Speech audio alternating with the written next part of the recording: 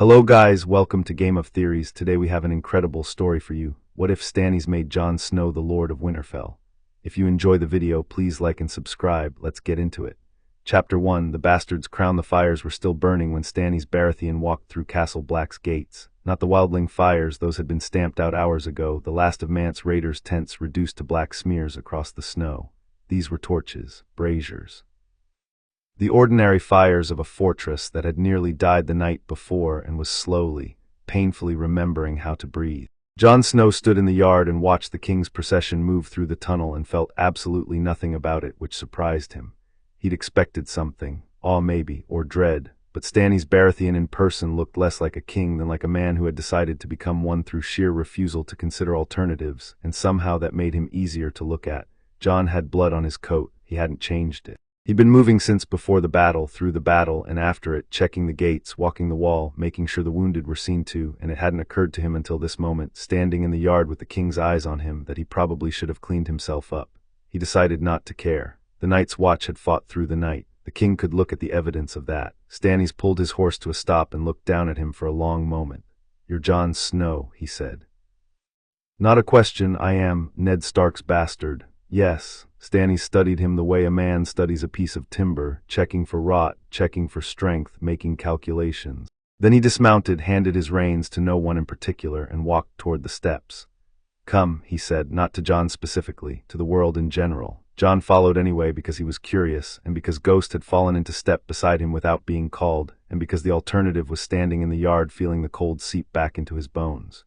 They put Stannis in the Lord Commander's chambers, which felt appropriate in the way that irritating things often do. Jon stood with Pip and Ed near the back of the room, while Maester Aemon sat near the fire, and Sir Davos positioned himself to Stannis' right with the particular stillness of a man who is always watching exits. The king's red woman stood against the wall and looked at Jon with eyes that had no business being that certain of anything. Mance Rayder was brought in chains. He looked like a man who had decided to find the whole situation mildly amusing, which meant he was terrified. Jon knew that particular brand of bravery. He'd worn it himself. The negotiations, if you could call them that, given that Stannis conducted them the way a hammer conducts negotiations with a nail, lasted 20 minutes. Mance would bend the knee or Mance would burn. Mance gave a speech about the free folk that was genuinely moving and completely useless. The red woman lit her fire. Jon watched it all happen and thought about the army north of the wall and thought about what Mance had actually accomplished, which was getting 100,000 people to move in the same direction, and thought about how that skill was worth more than whatever point Stannis was trying to make. He stepped forward before he'd consciously decided to. "Your Grace." Every head in the room turned. Stannis looked at him with the expression of a man who was not accustomed to being interrupted and had not yet decided whether to be offended. "The wildlings he led to the wall," Jon said. "They weren't coming to attack it. They were running from something." He kept his voice level. Beside him he felt Ed tense. "The White Walkers are real. The army of the dead is real. And when it comes, we're going to need every sword we can get, including the ones Mance Rayder convinced to march 1,000 miles. The room was very quiet. "You presume to lecture me on strategy, boy," Stannis said. "No, Your Grace. I presume to give you information you need." Jon met his eyes and held them. "The Night's Watch has been trying to tell the realm for years. No one listened. I'm asking you to listen." Mance was watching Jon with something that might have been gratitude or might have been assessment, hard to tell with a man like Mance. Stannis looked at Jon for a very long time, then he looked at Sir Davos. Davos gave the smallest possible shrug, which Jon suspected was the Davos Seaworth equivalent of a full endorsement. "We will speak more on this," Stannis said at last. After in this case meant after the red woman did something to the fire that made it flare gold and white and Mance screamed, and Jon looked away, and Ygritte's face flashed through his mind uninvited. After meant grief stitching itself back into the spaces the battle had briefly emptied. He stood in the cold outside and breathed until breathing stopped feeling like work. Stannis found him on the battlements an hour later, which Jon had not expected. Kings did not generally seek out bastards. "They summoned them. You fought well last night," Stannis said, coming to stand beside him at the parapet. He said it the way he said everything, as a statement of fact, with no particular investment in whether the fact pleased you. "Sam Tarly tells me you organized the defense, that you held the gate. Men died holding the gate. Men die, the gate held." Stannis looked out at the burned ground below the wall. "Your Lord Commander Mormont's former steward. I served him, yes. And you went beyond the wall. You killed a White Walker." Jon glanced at him. word travels fast. I make it my business to know things about people before I talk to them. Stannis clasped his hands behind his back. Your father was a man I respected. Not a man I particularly liked. Ned Stark had a talent for making virtue feel like an accusation, but respected. He was one of perhaps 4 men in the 7 kingdoms who I believed was genuinely incapable of lying. Jon didn't say anything. He wasn't sure where this was going, but he had a feeling like the ground shifting under a thin crust of ice. You refused to join my cause when I asked through emissaries, Stannis said. Your vows to the Night's Watch. Yes. And yet here you are, telling me I should spare Mance Rayder and preserve his army. That sounds rather like advising a king on strategy. Telling you something true isn't the same as swearing you allegiance. Stannis' mouth did something that might in a better lit room have looked almost like a smile. No, he said, I suppose it isn't. He turned and looked at Jon directly, and there was something in his eyes that Jon couldn't quite name. Appraisal, certainly, but something else underneath it. I need the North. Most kings do. I need it specifically. I need the Northern lords to stop treating me like a Southern stranger who doesn't understand their winters.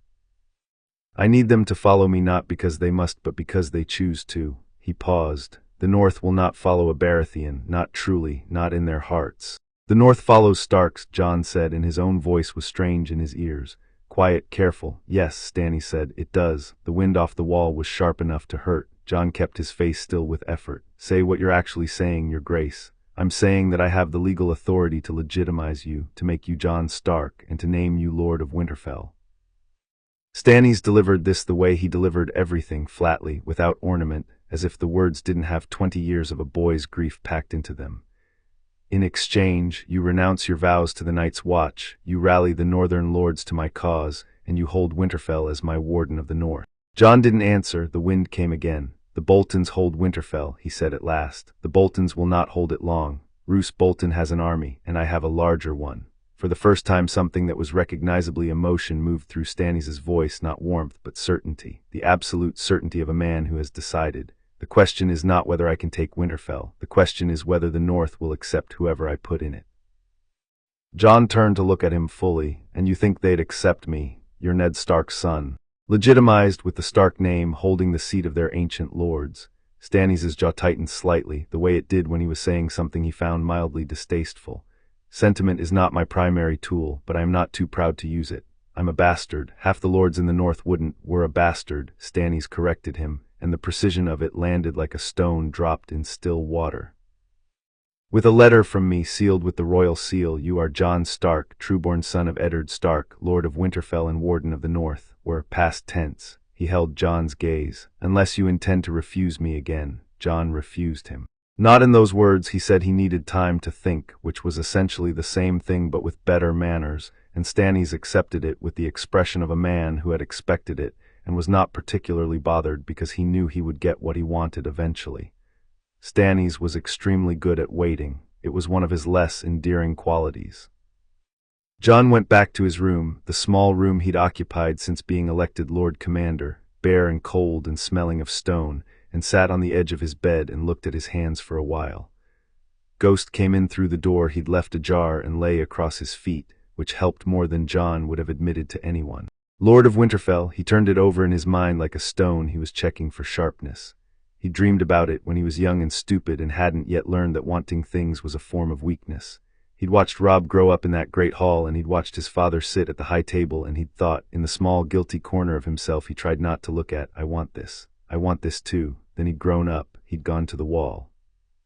He'd taken his vows and made his peace with it, and built something real out of the material available to him, which was cold and duty, and the strange, scrappy family of the Watch. And Ygritte had made him feel things he didn't have words for, and then she died, and he'd come back to the wall and held her while she bled out and understood very clearly that the things you want most have a way of turning to grief in your hands. And now Stannis Baratheon was offering him the one thing he'd told himself he'd stopped wanting. He thought about Robb. He thought about Bran and Rickon, gone, dead probably, though he couldn't bring himself to hold that thought for long. He thought about Arya missing. He thought about Sansa, wed to Tyrion Lannister and then gone, fled after Joffrey's assassination, whereabouts unknown. He thought about what it meant that the Stark name was guttering like a candle in a draft and there was no one left to cup a hand around it. He thought about his men, about his vows, about the cold specific honor of the Night's Watch that asked everything of you and gave you nothing back except the knowledge that you'd held. He thought about the army of the dead. He stood up, which woke Ghost, who gave him a reproachful look. I know, Jon said. I'm going back. Ghost made no sound. He stood up too. Stannis was still awake. Jon had thought he might be. The king struck him as the kind of man who slept 4 hours out of pure stubbornness and considered 8 hours an indulgence for lesser men. He was at the table with Sir Davos, maps spread between them, both of them looking up when Jon came in without knocking. I have conditions, Jon said. Stannis looked at him for one flat moment. Sit down. Jon sat. Ghost folded himself into the corner and watched everyone with red eyes, which made Davos glance at him twice before visibly deciding to focus on things within his control. The wildlings, Jon said. Mance Raider's people. They come south of the wall, all of them. Settle in the gift, the Night's Watch lands, and they're not harmed, not enslaved, not turned back. They get land and they get left alone. Stannis' expression suggested he found this mildly unreasonable, but not fatally so. They are not my subjects. They will be. When I'm Warden of the North, they'll be under my protection, and I'll answer for them. Jon kept his voice even. But that's the condition. The wildlings come south. The Northern Lords will not like it. The Northern Lords will deal with it. Jon said it without blinking, and something shifted very slightly in Stannis' face, the faintest recalibration. What else they won't like is bending the knee to a king they've never met who's brought Dothraki or whatever southern army you've assembled to march through their lands. The wildlings are a small problem by comparison. Davos made a sound that he quickly converted into clearing his throat. Your second condition, Stannis said. I hold Winterfell independently. I rally the Northern Lords in your name, and I honor your claim, but I don't answer to your generals. I don't quarter your soldiers in my castle without my leave, and if we disagree about how the North is to be governed, I have the right to say so without it being treason. The silence in the room had a particular quality to it, the quality of a thing that could go either way. You're asking me to give you the North and trust you not to use it against me, Stannis said. I'm asking you to treat me like the Lord of Winterfell, Jon said. If I'm going to be the thing, I have to be the whole thing. A puppet lord is worse than no lord. The Northern bannermen will see through it in an hour. You need them to believe I'm real. That means I have to be real. Stannis looked at him for a long time. The fire crackled. Outside, wind worked its way through the gaps in the stone and the torches in the sconces laned. One more thing, Jon said. Of course there is, Stannis said. Mance Raider's life. The king's jaw set. He refused to kneel. He can kneel now or he can rot in a cell. I don't particularly care, but he doesn't burn.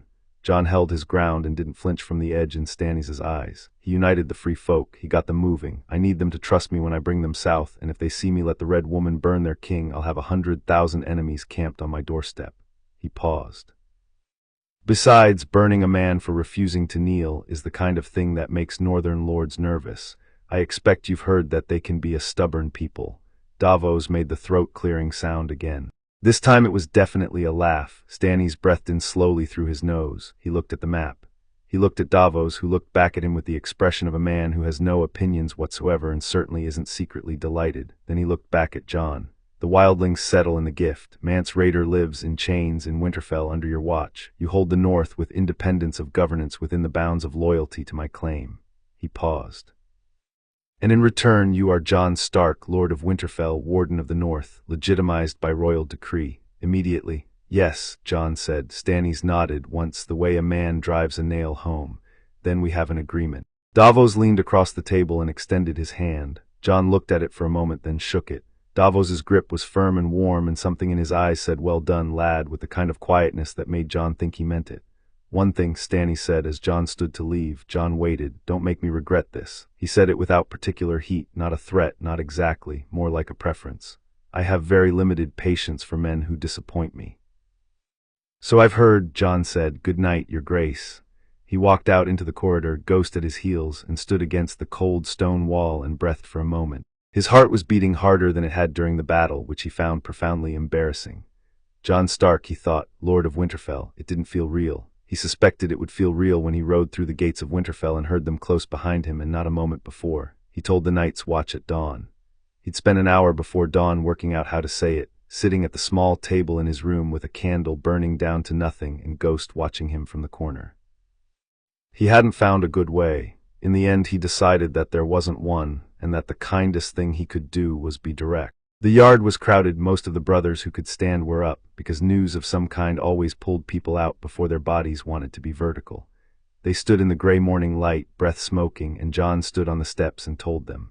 He was leaving the Night's Watch. He had been legitimized by King Stannis Baratheon as Jon Stark, and he had accepted the lordship of Winterfell and the wardenship of the North. His vows were broken, not dishonorably, not by desertion, but by the circumstance of royal dispensation, which was a thing that technically existed in the law, though Jon was aware that how many people accepted that reading would depend very much on how they felt about Stannis. The yard was very quiet while he spoke. When he finished, Pip stared at him. Gren stared at him. Dolorous Ed stared at him with his particular expression that had made its peace with the worst possible interpretation of every situation, and found even this one somewhat predictable. "So you're leaving," Ed said. "Yes, to be a lord, yes, because the king said you could, more or less." Ed looked at him for a long moment. "Well," he said, "at least one of us is getting out." He paused. "Who's going to be Lord Commander?" "That's for the Watch to decide," Jon said, "as it should be." Pip had gone slightly white. "Jon, some of the senior brothers, Sir Alizer, I know." Alizer Thorne was at the back of the yard. He'd been there since the beginning, Jon knew, because he could feel the man's eyes from 50 feet away, that particular quality of hate that had been marinating for years and had just been given something new and large to attach itself to. Thorne walked forward through the crowd, which parted for him not out of respect but out of instinct, the way people move away from a thing that might be dangerous.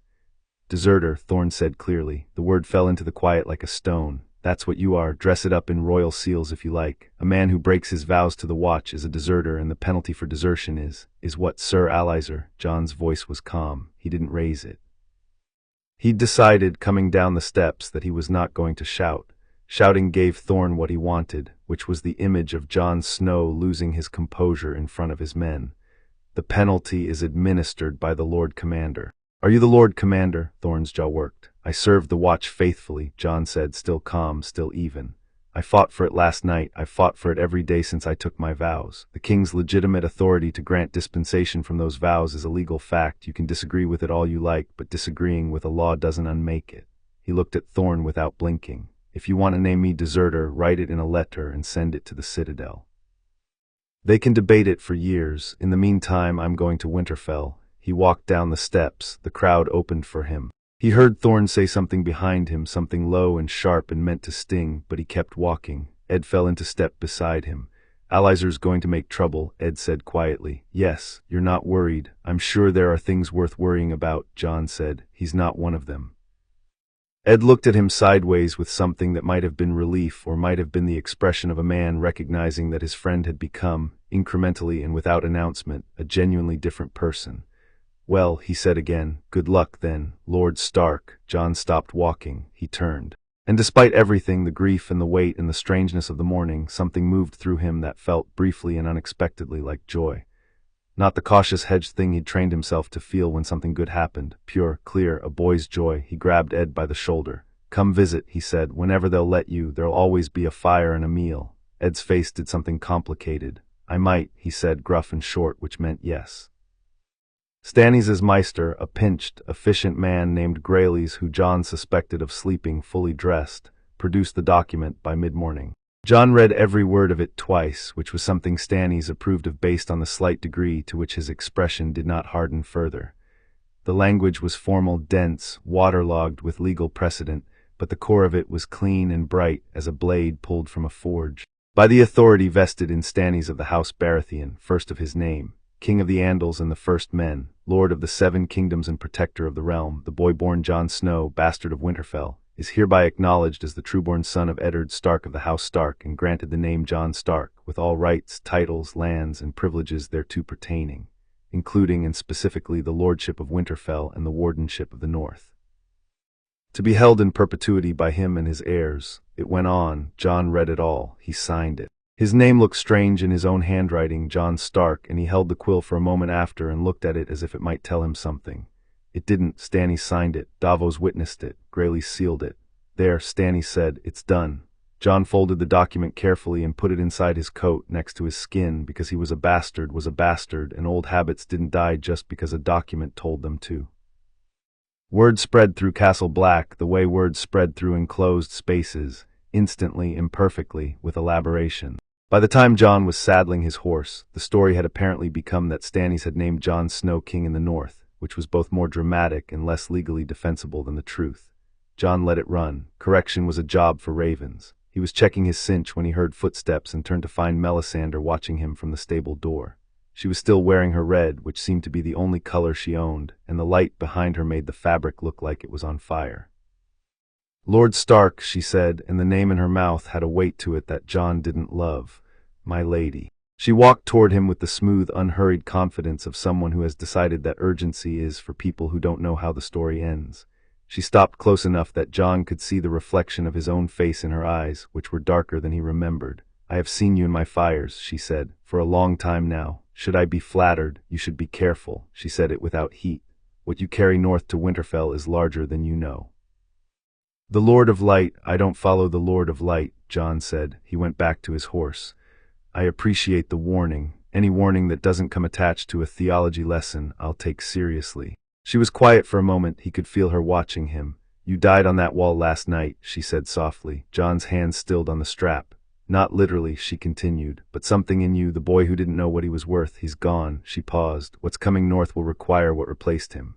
He turned to look at her. She held his gaze without flinching, and for a moment, just a moment, he believed her. Not the theology, not the fires, not our lore and his endless appetite for flame, but the part about something having changed. That part he believed. "Then it's fortunate," Jon said, "that I'm not him anymore." He mounted his horse and rode out of the stable and into the gray morning, Ghost running silent at his flank like a shadow that had decided to take up with him permanently. And behind him Castle Black diminished, and the road south opened before him, and the name Jon Stark sat in his chest and expanded like breath in cold air. He didn't look back. 3 hours south of the wall, Davos Seaworth caught up with him. Jon heard the hoofbeats and had his hand on his sword before he saw who it was, because new habits were faster than old ones.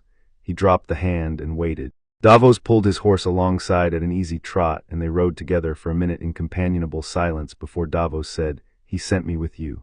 "Did he?" "He says it's to help with the transition, advise on political matters, smooth over the Lord stuff." Davos paused. "It's actually because he trusts you about as far as he could throw the wall, and he wants someone watching to make sure you don't decide to play king yourself." Jon looked at him. "And you're telling me that?" "I prefer people to know where they stand with each other." Davos shrugged. "Saves time. Also, I think you're honest enough that you won't do what he's worried about, and I'd rather you trust me than wonder about me." Jon thought about that for a moment. "He's not wrong to be careful," Jon said. But there's a difference between careful and suspicious, and Stannis doesn't always know where that line is." Davos glanced at him. "What are you going to do when you get there, when you walk into Winterfell?" "Hold it," Jon said simply. "Rally the North. Send ravens to the lords who might listen. Start preparing for what's coming from beyond the wall." He paused. "What would you do?" Davos thought about it honestly, which Jon appreciated. "I'd go easy at first. New lord, uncertain allegiance, you'll want to move carefully, not make enemies before you've made." "No," Jon said. Davos blinked. "Going easy is how you get tested," Jon said. "Every lord in the north will be watching to see if I'm soft. If I go easy, they'll read it as weakness, and weakness invites the kind of trouble that costs more in the end." He looked at the road ahead. "I'm going to Winterfell, and I'm going to be the Lord of Winterfell, not gently, not gradually, from the first day." Davos was quiet for a long moment. "Right," he said at last in the tone of a man recalibrating. "Yes, that'll probably work better." He paused. "Stannis did say you reminded him of your father." "My father is dead," Jon said. "I intend to do better." The road stretched south, gray and frost-hard and impossibly long. Ghost ran beside them without tiring, his white coat going silver in the flat winter light, and Jon rode toward Winterfell with the letter in his coat and the name on his tongue and the weight of the north settling onto his shoulders like something he had been born to carry. He found, to his own surprise, that it didn't feel heavy. It felt exactly like home. Chapter 2, Ghost and Stone. The gates of Winterfell were wrong. Jon noticed it before anything else, before the cold, before the silence, before the way the stone looked darker than memory had made it. The great gates hung at an angle, one hinge repaired badly with iron that hadn't been properly seated, so the whole left side sat a half-inch lower than it should. Someone had patched it, someone who either didn't care or didn't know what they were doing. Jon sat on his horse outside the walls and looked at that crooked gate for a long moment and felt something tighten in his chest. "Bolton men?" Davos asked quietly. "Some. Roose Bolton cleared out after the Red Wedding, left a garrison to hold it." Jon kept his voice even. "Stannis's advance riders should have dealt with them before we arrived." They had. The evidence was in the yard. 12 Bolton soldiers in various states of discomfort, disarmed and sitting against the wall with their hands bound, watched over by 4 of Stannis' men who looked mildly bored. A steward Jon didn't recognize stood near the steps wringing his hands. An old woman in a gray dress stood near the stables and watched Jon ride in with eyes that didn't ring anything. Jon dismounted. Ghost landed beside him like a dropped shadow, and half the yard took an involuntary step backward. "My lord," the steward said, scurrying forward. His name, Jon would learn, was Hobb, not the cook, a different Hobb, a small anxious man who had apparently been managing Winterfell's household under Bolton occupation through a combination of studied invisibility and meticulous record-keeping. "We've been expecting, that is. The king's riders came ahead and told us, 'Welcome home, my lord. We are the castle. Is it intact?' Jon said. Hobb blinked. Yes, my lord, largely. There are damages. The godswood is untouched. The great hall needs repair. Some of the guest quarters were, the Boltons were not. Careful stewards," Jon finished. "I know." He looked around the yard. "Who's still here, of the old staff?" "Old Nan is gone, my lord. She passed 2 years past. Micken the smith was killed when the Boltons took Winterfell. But several household staff remained. Lewin's replacement, Maester Harwin, he stayed. He's old and they didn't bother him much." Hobb hesitated. "And there's Kane's sister Bate. She's been running the kitchens. And an old Morden kept the sewing rooms. Septa Morden is alive," Jon said. "Yes, my lord. Rather formidable, if I may say so." The Bolton men tended to avoid the sewing rooms. Hobb almost smiled. "She kept a good deal of Lady Sansa's and Lady Arya's things hidden. I don't know how she managed it." Jon stood still for a moment. He breathed through it. "Send word to the Maester," he said. "I want to see him before supper. Hobb, walk me through the castle. I want to see everything." "Everything, my lord, all of it." Jon glanced at Davos, who gave him a look that said, "I'll start on the political side," and moved off toward the men who'd been holding the castle. Jon fell into step behind Hobb and began the process of learning what his home had become in his absence. It took 4 hours. They went room by room, floor by floor, through corridors Jon had run as a boy, and through halls he'd never been allowed into.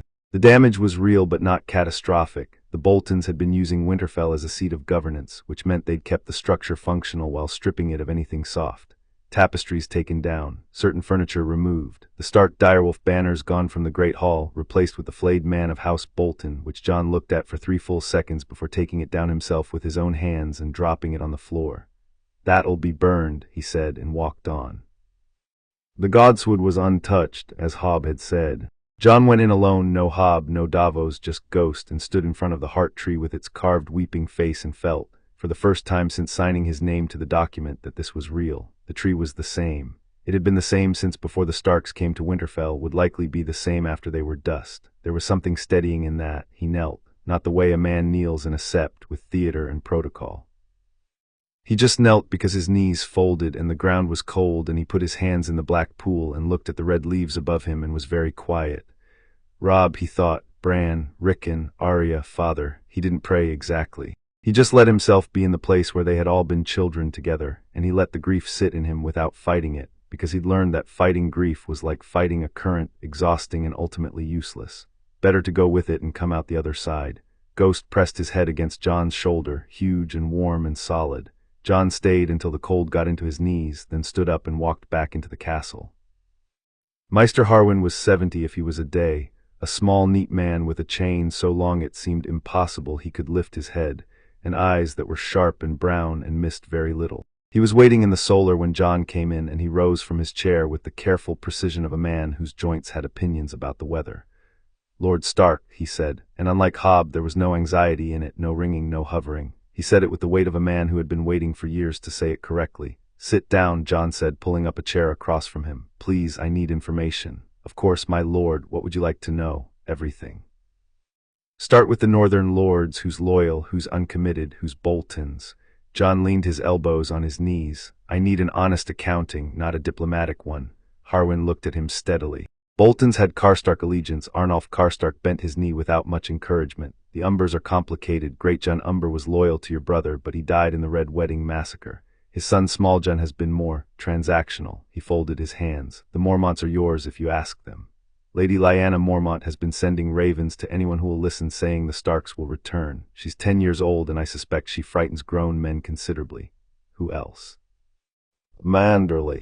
Lord Wyman Manderley of White Harbor is the wealthiest lord in the north, and he has been very careful not to commit to anything since the Red Wedding, which suggests he is either waiting or planning. Possibly both. Harwin paused. The Glovers and the Tallharts were loyal to your brother. I believe they still would be. What about Roose Bolton himself, gone south? When Stannis defeated Mance Rayder's host, Roose read the winds and retreated to the Dreadfort to regroup. He has not declared openly against Stannis, which means he hasn't given up. He's waiting to see if you're real. Harwin looked at him. His son Ramsay holds a seat at the Dreadfort as well. Ramsay is. I know what Ramsay Bolton is, Jon said quietly. Then you know that what's coming from that direction won't be an army at first. It'll be something quieter. Harwin met his gaze without flinching. I knew your father well, my lord, and I knew Lord Robb. You're clearly your father's son. I'll serve you as faithfully as I served them. Jon studied him for a moment. Are you telling me that because it's true or because I'm sitting in the Lord's chair? Harwin almost smiled. Because it's true. The Lord's chair never impressed me much. It's just wood. Jon sat back.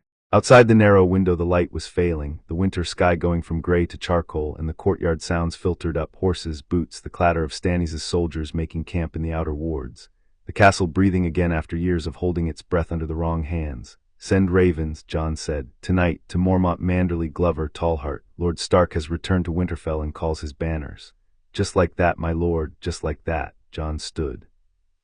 Who should I talk to first, if you were advising my father? Harwin thought about it. Wyman Manderley. He has the most to offer and the most reason to be cautious. If you can bring him firmly to your side, the others will read the room. He paused. But Lyanna Mormont will commit without being asked, and having Bear Island's word first, even from a girl of 10, sets a tone. Good, Jon said. Write the ravens. I want them gone before dark. He was at the door when Harwin said, My lord, it is very good to have a Stark in Winterfell again. Jon paused. He didn't turn around. It's good to be here, he said, and walked out. Supper in the great hall felt like the first breath after nearly drowning. It was not a grand feast. There hadn't been time to prepare one, and Jon hadn't asked for one, because a grand feast on the first night felt like performance, and performance felt like weakness. But the fires were lit in the hearths along both walls, and the long tables were set, and the smell of cooking food, real food, hearth-roasted meat and dark bread and hot broth, filled the hall and pushed back the cold that had settled into the stones during the Bolton years. Jon sat at the high table and ate and listened. Davos was to his right, which Jon had arranged deliberately, Stannis' man at his right hand, visible, acknowledged, not hidden away like an embarrassment. He wanted the household staff, the soldiers, the lingering servants to see that Jon Stark kept his allies close and didn't pretend otherwise.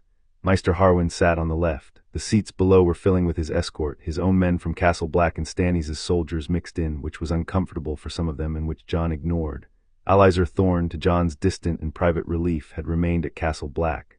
The Bolton prisoners, Davos said quietly between bites. What are you doing with them? Releasing them, Jon said. Davos paused. Stannis would. They were garrison soldiers following orders. Killing them or keeping them locked up buys me nothing. Jon tore a piece of bread. I'm going to arm them, give them horses, and send them to Roose Bolton with a message. Davos put down his cup. That is either very wise or very stupid. The message will tell Roose Bolton that his garrison has been released unharmed as a gesture of good faith, that Jon Stark holds Winterfell, and that Roose Bolton is welcome to come bend the knee and swear fealty, or spend the rest of his life watching his back. Jon looked at him. I want him to understand two things immediately: that I'm not afraid of him, and that I'm not going to be cruel when I don't need to be. Cruelty should be reserved. Reserved, Davos repeated carefully. For what? For when it's the only language someone speaks. Davos was quiet for a moment. Down the hall someone had started playing a fiddle badly with immense enthusiasm, and a few of the soldiers were starting to make the kind of noise that meant the tension of the day was finally letting go. Davos watched the hall and Jon watched Davos. You're not at all what I expected, Davos said finally. What did you expect? A younger version of your father. Honorable, cautious, maybe slightly overwhelmed. He looked at Jon. You're nothing like that. I loved my father, Jon said. But honorable and cautious nearly got him killed, and then a boy king's pettiness finished the job. He looked down at his hands. I intend to honor his memory by not making his mistakes. Davos picked his cup back up and drank. Stannis will want updates. He'll get them. I'll send a raven every week. Nothing hidden. Jon glanced at him. I meant what I said. I'll hold the North loyally. I'm not interested in betraying him. I just need him to understand that holding the North loyally requires me to actually hold the North, which means making decisions he might not immediately agree with, like releasing his prisoners. Davos smiled, small and genuine. I'll write the update for you diplomatically. I was going to write it myself. I know, let me do it anyway. There are ways of framing things to Stannis that save everyone a great deal of time. He paused. He respects honesty more than he lets on, but there's a difference between honest and blunt, and you're very blunt, Jon said. Remarkably blunt, Davos agreed. It's mostly an asset, with Stannis occasionally adjust. That night Jon walked the battlements. He did it alone with Ghost in the full dark, which Hobb had suggested was unwise, and Jon had considered for approximately 1 second. He needed to know his walls. He needed to walk them the way he'd walked the wall's battlements every night at Castle Black, not out of habit, but out of the specific intimacy of understanding a fortification from the inside, where the stone was strongest, where the windbreaks failed, where a man could stand and see the furthest.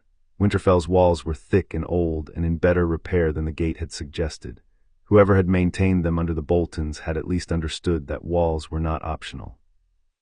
Jon walked the full circuit twice, Ghost moving beside him, and by the end of it he could feel the castle under his feet as something continuous, its shape, its angles, its strengths and soft spots.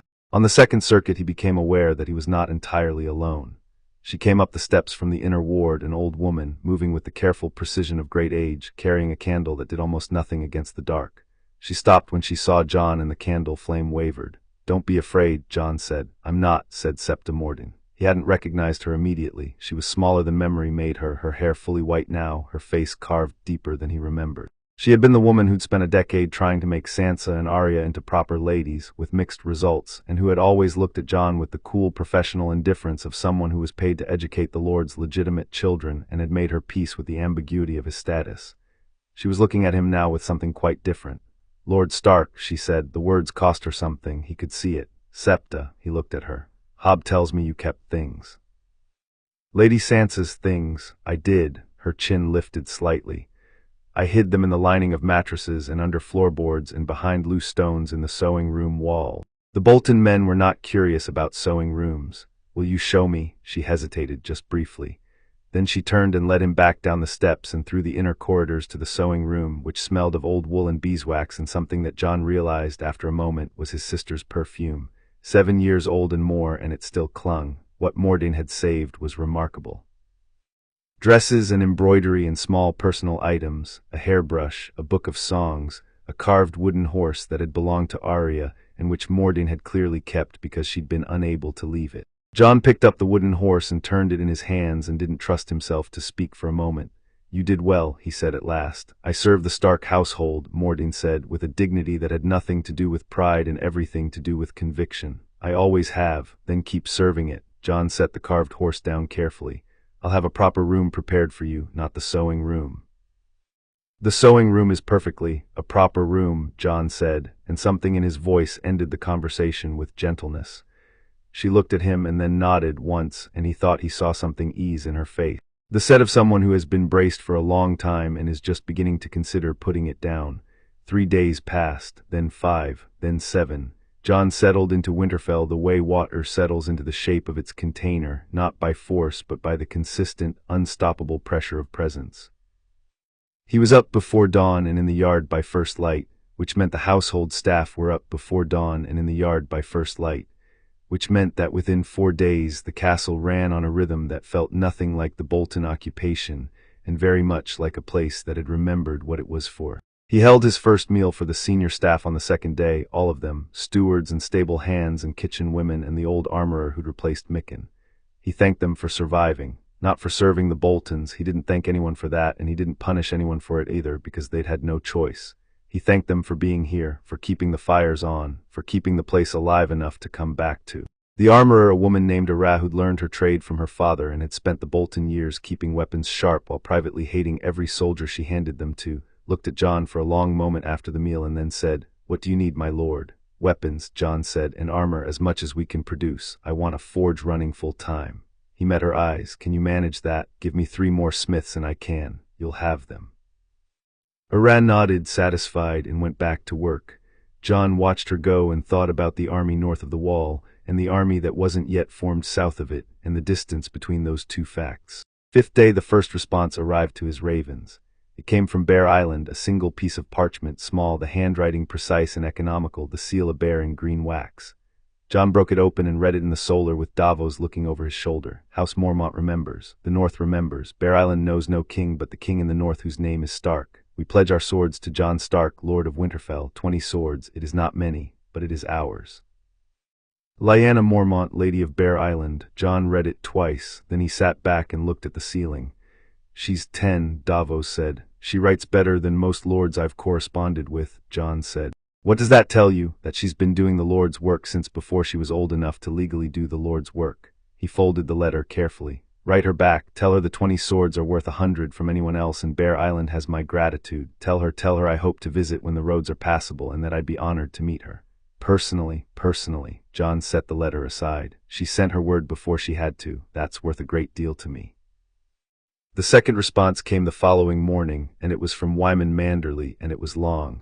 Very long. 3 pages of the most beautifully constructed political fence-sitting Jon had ever read, warm, gracious, full of expressions of respect for the Stark name and careful non-commitments on every practical matter. Jon read it and then handed it to Davos. Davos read it and said, he's interested but not convinced. He wants to meet in person, Jon said. Everything else is pretext. White Harbor is, I'm not going to White Harbor, Jon said. Write back, invite him to Winterfell. If Manderley wants to size me up, let him do it on my ground. He paused. Make it friendly, give him a reason to come. What reason? Jon thought for a moment. Tell him I'm planning a feast when the season allows and that his counsel would be invaluable to a new lord still learning his seat. He looked at Davos. Every man who's been important for 30 years thinks the young ones can't manage without their wisdom. Use it. Davos wrote it down, shaking his head slightly. Where did you learn to think like this? Castle Black, Jon said simply. When you're Lord Commander of 150 underfed men with no money and half of them wanting to kill you, you learn to work with what you have. On the 8th day, Ramsay Bolton sent a gift. It arrived by a single rider, no Bolton colors, no house sigil, just a man in common brown wool on a tired horse who presented himself at the gate and produced a package wrapped in leather. The gate guards brought it to Jon in the yard, and Jon looked at the package and then at the rider. Who sent you? Jon said. A man in the village of Hearth's Hold, my lord, paid me to write it here, didn't give a name. No name, Jon said. No, my lord. Jon looked at the package for a moment. Then he called Davos, who came out of the hall still chewing something. They opened it together outside on a stone table, with 4 guards standing back at a respectful distance. Inside the leather was a finger, not a fresh one, pickled, preserved well enough that the ring on it was still readable, a crow in cheap silver, the kind the Night's Watch gave to brothers of long service. Jon turned the ring over in his palm and felt something very cold move through him. There was a note. Jon read it. Your wolf was never the only creature who could find lost things, Lord Crow. I found this in the snow north of the wall. I wonder what else I might find if I looked. No signature. Jon set the note down. He looked at the finger for a moment, then he looked at the rider who had gone slightly pale. Go home, Jon told him. You were paid to ride, not to die. Go home and don't come back. The man went. Davos looked at Jon carefully. That's Ramsay. Yes. Jon closed the leather around the finger and handed it to one of the guards. Give that to Maester Harwin. Tell him to note the ring's inscription and file it. He started walking toward the hall. And tell him to put it somewhere out of sight, not thrown away, filed. Jon, Davos said, keeping pace. That's a provocation. That's calculated. He wants you angry, he wants you to. I know what he wants, Jon said. His voice was even, absolutely even. He wants me to know he's watching, that he can reach into the north and leave marks. He wants me frightened or he wants me furious, because both of those things make you stupid. He pushed open the door to the hall. I'm neither. What are you? Jon stopped and looked at him. Paying attention, he said. That afternoon he sent for Hobb and asked detailed questions about every road between Winterfell and the Dreadfort, distances, waypoints, where cover was best and where it failed, which villages lay along the routes and which were Bolton law.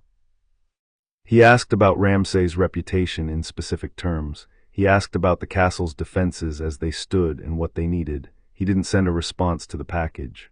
On the 9th day, the wildlings arrived. Not all of them a vanguard, 300 people moving south from the direction of Castle Black under the loose command of a woman named Carsey, who Jon knew slightly and who arrived at Winterfell's gates on a horse she didn't ride particularly well and looked at the castle with an expression of someone trying very hard not to look impressed and failing. The Crow got a castle, she said when Jon came out to meet them. Lord Snow got a castle, he said. The Crow's gone. He looked at the column of people behind her. Men, women, children, faces sharp with cold and suspicion, and the particular pride of people who had never had to ask anyone for anything. You'll settle in the gift as agreed. The land's good for farming, not great, but good enough. We'll give you seed stores and tools. Carsey looked at him steadily. And what do you want back? Your swords when the time comes, Jon said, and I'd like it if you didn't raid the northern villages. The lords up here are going to have opinions about your arrival, and I'd prefer to spend my energy on things more important than intervening in feuds. We're not raiders. Number your free folk. He held her gaze, which is why I'm asking instead of commanding. She studied him for a long moment. Something shifted in her face, not softness, not warmth, but the specific respect of someone whose estimation has been revised upward. We'll settle in the gift, she said, and we'll come when you call. Good. Jon stepped back. Hob will take you to meet the steward handling land assignment. He's anxious but efficient. Carsey almost smiled. You know your people. I'm learning them, Jon said, and it was the most honest thing he'd said all week. That evening Davos found Jon in the great hall after supper, sitting alone at the high table with a candle and a map of the north spread before him. Ghost was asleep under the table. The hall was empty except for the two of them and the sound of the fire. Davos sat across from him and watched him study the map for a while before saying anything. There's something I should tell you, Davos said, about Stannis and what he's planning to do next. Jon looked up. He's going to march south. Not immediately, he wants the north secured first. But when he goes, he's going to expect you to have the northern lords ready to march with him. Davos folded his hands on the table. He's thinking of the South, the Iron Throne, the war with the Lannisters. He paused. He's not thinking about what you told him, about what's north of the Wall. I know. You said it and he heard it and he filed it in the category of things he'll deal with after he's king. Davos looked at him. And you're going to have to decide what that means for your agreement with him. Jon looked at the map. At the wall drawn in ink at the top of it, a thin line that looked nothing like what it actually was. He looked at the southern kingdoms below it, the wars and the politics and the endless grinding machinery of human ambition, and then he looked back at that line. Stannis can march south, Jon said. I'll give him the lords I can give him, but I'm keeping enough swords here to defend the north against what's coming. He looked up at Davos. If that becomes a conflict between us, I'll deal with it, but right now we're not there yet. Davos nodded slowly. And Ramsay, Jon was quiet for a moment. Ramsay Bolton is going to make a move, he said. The gift was a message. I'm watching, I'm patient, I'm not afraid of you. He needs to prove that the Boltons aren't finished, that Roose still has teeth. Jon's finger moved on the map to the Dreadfort's location. He'll test the borders first, probe the villages, see how I respond. He pulled his hand back from the map. When he comes, and he will come, I want to be ready. Ready how? Ready to end it, Jon said simply. Outside the wind came off the moors in a long, low sound, and the castle settled into night around them. The fire breathed, Ghost's ears moved in his sleep. Jon rolled up the map and put it away and sat for a moment in the chair that had been his father's and his father's father's, in the hall that had always been someone else's home, that was now, against all probability and precedent, his. He thought about the raven that would come from the wall eventually. He didn't know when, only that it was coming, and that when it arrived it would change everything, because the things beyond the wall didn't stop moving because men were busy with their politics. But tonight the hall was warm and the fires were lit, and for the first time in a life built largely on cold and longing, Jon Stark was exactly where he was supposed to be. He let himself have that, just tonight. Tomorrow, the work continued. Chapter 3. The blood of the north. The lords came like weather, some fast and violent, some slow and cold, some arriving with the particular reluctance of men who had thought about not coming and decided the risk of absence was worse than the risk of presence. Lord Clay Serwyn arrived first, young and nervous, and trying very hard not to show either. He was 19, had inherited his seat 14 months ago when his father died of a fever, and he rode into Winterfell's yard with 40 men and the expression of someone who had rehearsed this moment extensively and was discovering that reality was less cooperative than rehearsal. Jon met him in the yard, which he'd decided was how he would meet every lord not in the hall, not seated at the high table with the full weight of ceremony, arranged to remind visitors of their subordinate position. In the yard, on foot, like a man greeting another man. Serwyn dismounted and looked at Jon and then at Ghost, who was sitting beside Jon with the dignified stillness of a statue that had decided to breathe. Lord Stark, Serwyn said and bowed. Lord Serwyn, Jon clasped his forearm. You made good time. Come inside, we'll eat, and you can tell me about the roads south of here. The directness of it visibly disarmed Serwyn. He'd been expecting ceremony and gotten practicality, and it settled him in a way that half an hour of formal greeting would not have. By the time they were at the table with food between them, Serwyn was talking freely about the roads, about the villages, about the mood among the small folk who had spent 2 years under Bolton rule and were now watching the North reorganize itself with a kind of cautious, desperate hope.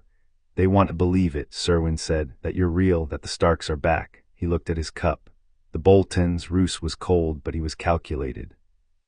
He kept order the way you keep order with a knife at someone's throat. Functional, terrible. He paused. Ramsay was different. Ramsay went into villages. Jon kept his face still. I know. Do you know about the Hornwood lands? What he did thereafter, yes, Jon said. The word closed the door gently but firmly. I know what Ramsay Bolton is. He looked at Serwyn. And I know what I'm going to do about it, but right now I need to know if Castle Serwyn can provide levies and how quickly.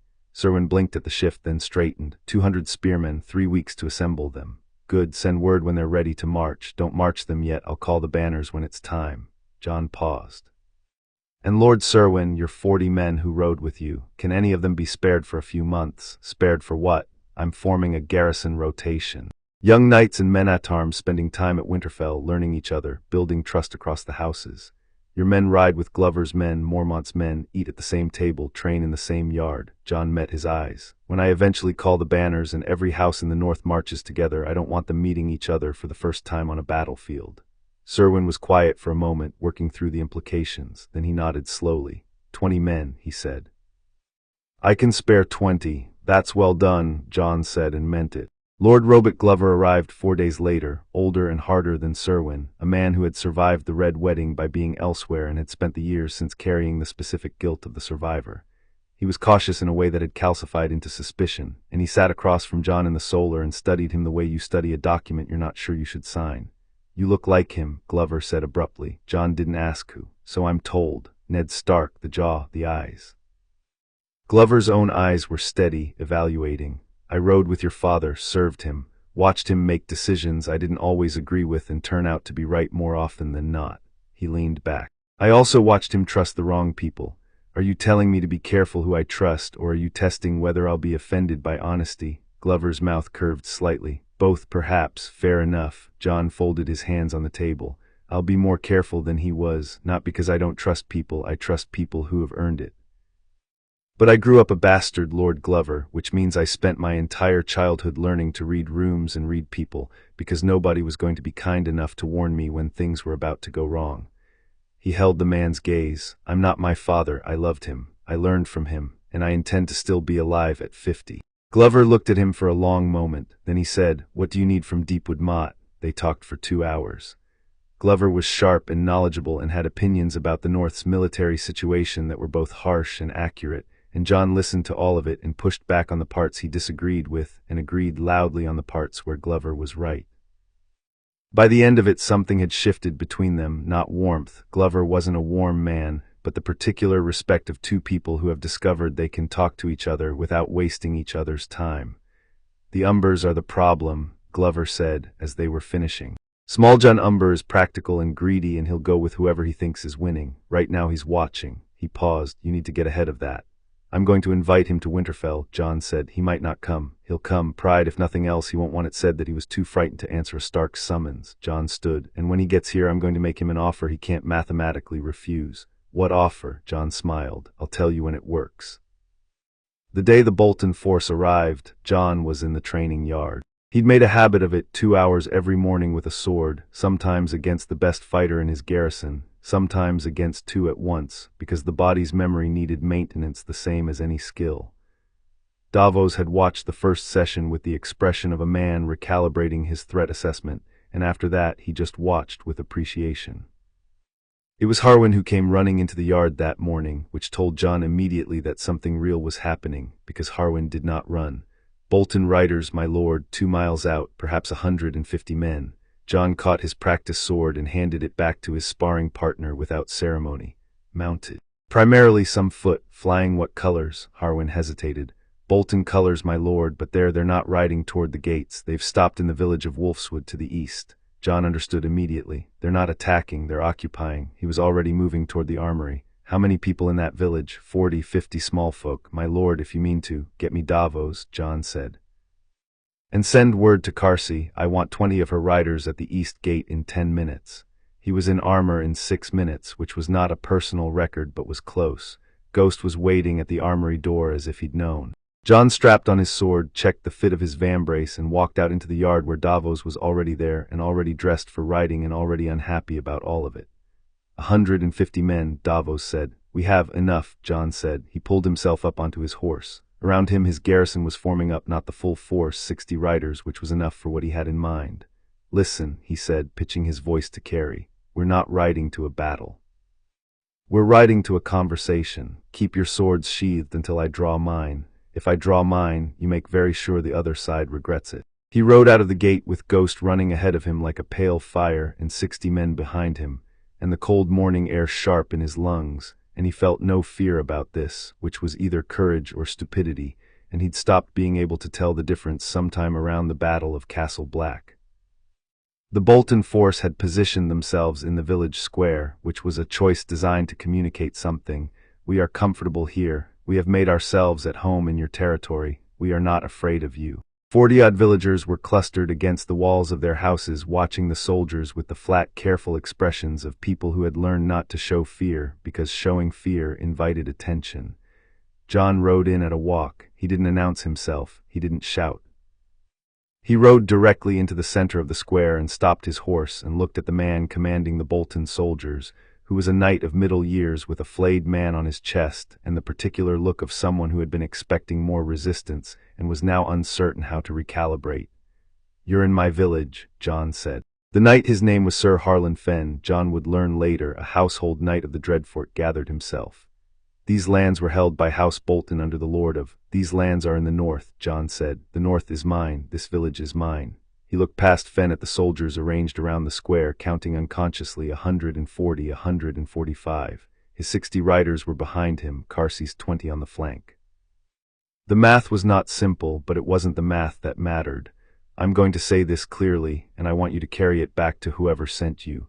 Sending soldiers into villages in my lands is an act of war. I've chosen not to treat it as one today because these men are following orders and I don't kill soldiers for obeying.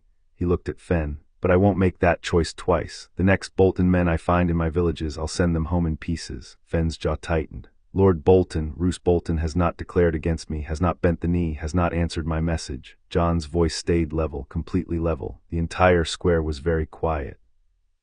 Tell him that patience has limits and mine are generous but not infinite. He paused. Go home, Sir Fenn. Fenn looked at him, looked at the 60 riders behind him. Looked at Ghost, who had come to stand directly in front of Jon's horse and was looking at the Bolton soldiers with a stillness that was more unnerving than growling would have been. Fenn pulled his horse around.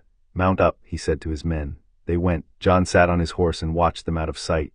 Then he turned to the villagers pressed against the walls of their houses and looked at them, their pinched faces, their fear that had been sitting in them so long it had become structural. He dismounted and walked to the nearest house and knocked on the door. An old man opened it and looked up at him. Is anyone hurt? Jon said. The man shook his head slowly. Good. Jon looked down the street at the rest of the village. They won't come back. If they do, send word to Winterfell immediately. Can you do that? The man nodded. Jon Stark holds Winterfell, Jon said simply. You're under my protection. That means something. He held the man's gaze. I know it stopped meaning something for a while. I intend to fix that. He walked back to his horse and mounted. Davos pulled up beside him as they rode out of the village, and for a minute neither of them said anything. That was well done, Davos said finally. Diplomatically, militarily, every way. Fenn will tell Ramsay I'm reasonable, Jon said. Ramsay will read that as weak. Then what? Because the village people heard it too, Jon said. Every person in that square is going to tell someone what happened. Jon Stark rode out and turned the Boltons away without a drop of blood. That story spreads. He glanced at Davos. I need those people to believe in me before I ask them to die for me. Davos rode in silence for a moment. Ramsay will escalate, he said. Yes, Jon said. That's what I want. Small Jon Umber arrived with 80 men, which was either a show of strength or a show of caution depending on how you read it. And Jon read it as the latter because a man confident in his welcome doesn't bring 80 soldiers to a meeting. He was large. Small Jon Umber, which was a family joke that only made sense if you met the Great Jon, was enormous by any reasonable standard. He filled the doorway of the great hall when he entered, and he looked around the room with the assessing eyes of a man checking for ambushes out of pure habit. He was perhaps 30, built like something quarried rather than born, with a beard that hadn't been tended recently, and eyes that were quick and clever under the physical mass. He stopped and looked at Jon sitting at the high table with Ghost beside the chair, and something moved through his face, too fast to read. Lord Stark, he said. Lord Umber, Jon gestured at the seat across the table. Sit, eat, we'll talk. The food was good, Jon had made sure of that, not showy, nothing performative, but generous and warm and plentiful. Umber ate with the focused efficiency of a man for whom food was fuel, and then sat back and looked at Jon with his quick eyes and waited. "I'll be direct," Jon said. "Please," Umber said. "The Umbers have been waiting to see which way the wind blows. I understand that. Great Jon died at the Red Wedding fighting for my brother, which is an obligation that cost your house everything and got no return." Jon held his gaze. "I'm not here to make you feel guilty about being pragmatic since then. You kept your people alive, that's a lord's job." Umber's expression shifted slightly, surprised maybe, or reassessing. "What I need," Jon continued, "is to know whether we can work together, and the honest answer to that question depends on what you want." He leaned forward slightly. "So tell me, what does House Umber need?" Umber stared at him. "You're asking what I want." "Yes, most lords tell me what I'm expected to contribute." "I'm not most lords," Jon said. "And you're not most men, so skip the ritual and talk to me." The silence stretched long enough to be interesting. Umber's jaw worked. He looked at the table, at his cup at the far wall, and Jon waited him out with the patience of someone who had learned that pushing powerful men into corners was how you created enemies, but giving them space was how you created allies. "Land," Umber said at last. "The last Hearth's eastern borders have been disputed with the Boltons for 40 years. I want those disputes resolved in my favor." He looked up. "And the Great Jon's remains. He was left in the Twins. I want to bring him home." Jon nodded. "The land dispute. Show me the maps and I'll hear the case and give you a ruling within the fortnight. The Twins, I'll write to the Freys. The Freys will return the remains," Jon said, with a calm certainty that made Umber go very still, "because I will explain to them that my patience with the architects of the Red Wedding is not unlimited, and returning what they took from an honorable man costs them nothing but a small amount of dignity." His voice hadn't changed, still level, still even. "And their dignity is not my primary concern." Umber looked at him for a long time. "My father liked your brother," he said. "Said Robb Stark had steel in him. He did. Said it cost him in the end." Umber tilted his head. "You're different." "How so?" Umber thought about it with unexpected care. "Robb led with honor," he said. You think sideways, like you're always looking at the board from above." He reached for his cup. "The Great Jon would have liked you." "I'd have liked to meet him," Jon said, and meant it. "Do we have an agreement?" "We do," Umber said, and then with the particular directness of a man who did not waste words, he added, "Ramsay Bolton is going to come for you. I know. He won't come straight. He'll come at you through your people, through your villages and your bannermen and your supply lines." Umber's voice was flat and certain. "He's patient the way a disease is patient. He doesn't mind waiting if the damage is accumulating." "I'm counting on it," Jon said. Umber's eyebrows rose. "I need him to move," Jon said. "Right now he's safe at the Dreadfort, and if he stays there I can't touch him without Roose screaming aggression to every lord in the north. But if he comes to me," Jon paused, "then it's self-defense." Umber stared at him for another long moment. Then he laughed, big and sudden, the laugh of a man who doesn't do it often and means it when he does. "Right," he said. "Right, yes. Gods, you're cold-blooded for Stark." "The Stark in question lived at the Wall for 3 years," Jon said. "It has an effect." The court came together slowly, the way things that matter always do. Jon held his first formal session 2 weeks after arriving at Winterfell, a day set aside for petitions from small folk and minor landholders, the grinding daily work of lordship that history's never recorded because it wasn't glorious. Men with boundary disputes, a woman whose husband had been taken by Bolton soldiers and not returned, a family whose grain stores had been seized, a merchant with a trading complaint. An old man whose son had been pressed into service and whose return he was seeking. Jon sat in the high chair, his father's chair, the Lord's chair, and listened to all of it, not with the performed patience of a man enduring a tedious obligation, with actual attention. He asked questions, he looked at people when they spoke, he remembered names. Davos watched from the side of the hall, and after the third petitioner visibly started relaxing, which Jon noticed and filed away. This was the version of power that people felt in their bones rather than in their heads, not the king with the army, the lord who listened. The woman whose husband had been taken, her name was Mora, weathered and direct and done with being frightened, told her story plainly. Bolton soldiers had come to her village 18 months ago looking for a man suspected of helping Night's Watch deserters. They'd taken her husband because he'd argued with them, and no one had seen him since. Jon looked at her for a moment. "Did your husband help the deserters?" he asked. Mora lifted her chin. "He gave 2 hungry boys bread and pointed them at the road. He didn't know they were deserters." "Then he did nothing wrong," Jon said. He turned to Harwin. "Write to every garrison post I have men in. Description, name, date taken. If he's alive and held somewhere, I want him found." He looked back at Mora. "If we find him, he comes home. If we find out he's dead, you'll be told and compensated." Compensated, she said, like the word was in a language she was hearing for the first time. For the loss, for the years without him. Jon held her gaze. It won't fix it.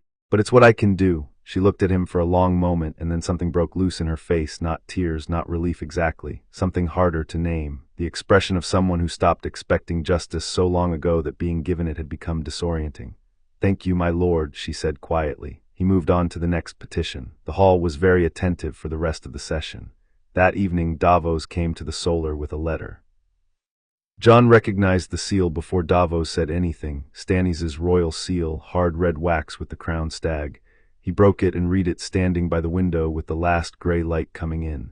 Stannis was marching, not south, not yet. He was moving his army from the wall toward Winterfell, planning to use the castle as a staging ground for his eventual southern campaign, and he expected Jon to have the northern levies assembled and ready within 60 days. Jon read it twice, then he set it on the table. He's moving faster than I expected, Davos said. He's impatient. Jon looked out the window at the courtyard below where his men were training in the torchlight. 60 days isn't enough time to fully rally the north. You've got Serwyn, Glover, Umber, Mormont already committed, and Manderley still playing careful, the Karstarks still loyal to Bolton, and the whole eastern situation unsettled. Jon turned from the window. Right back to him. Tell him I'll have what I can have in 60 days, and it won't be everything, but it'll be a fighting force worth having. Tell him Winterfell is at his disposal. He paused.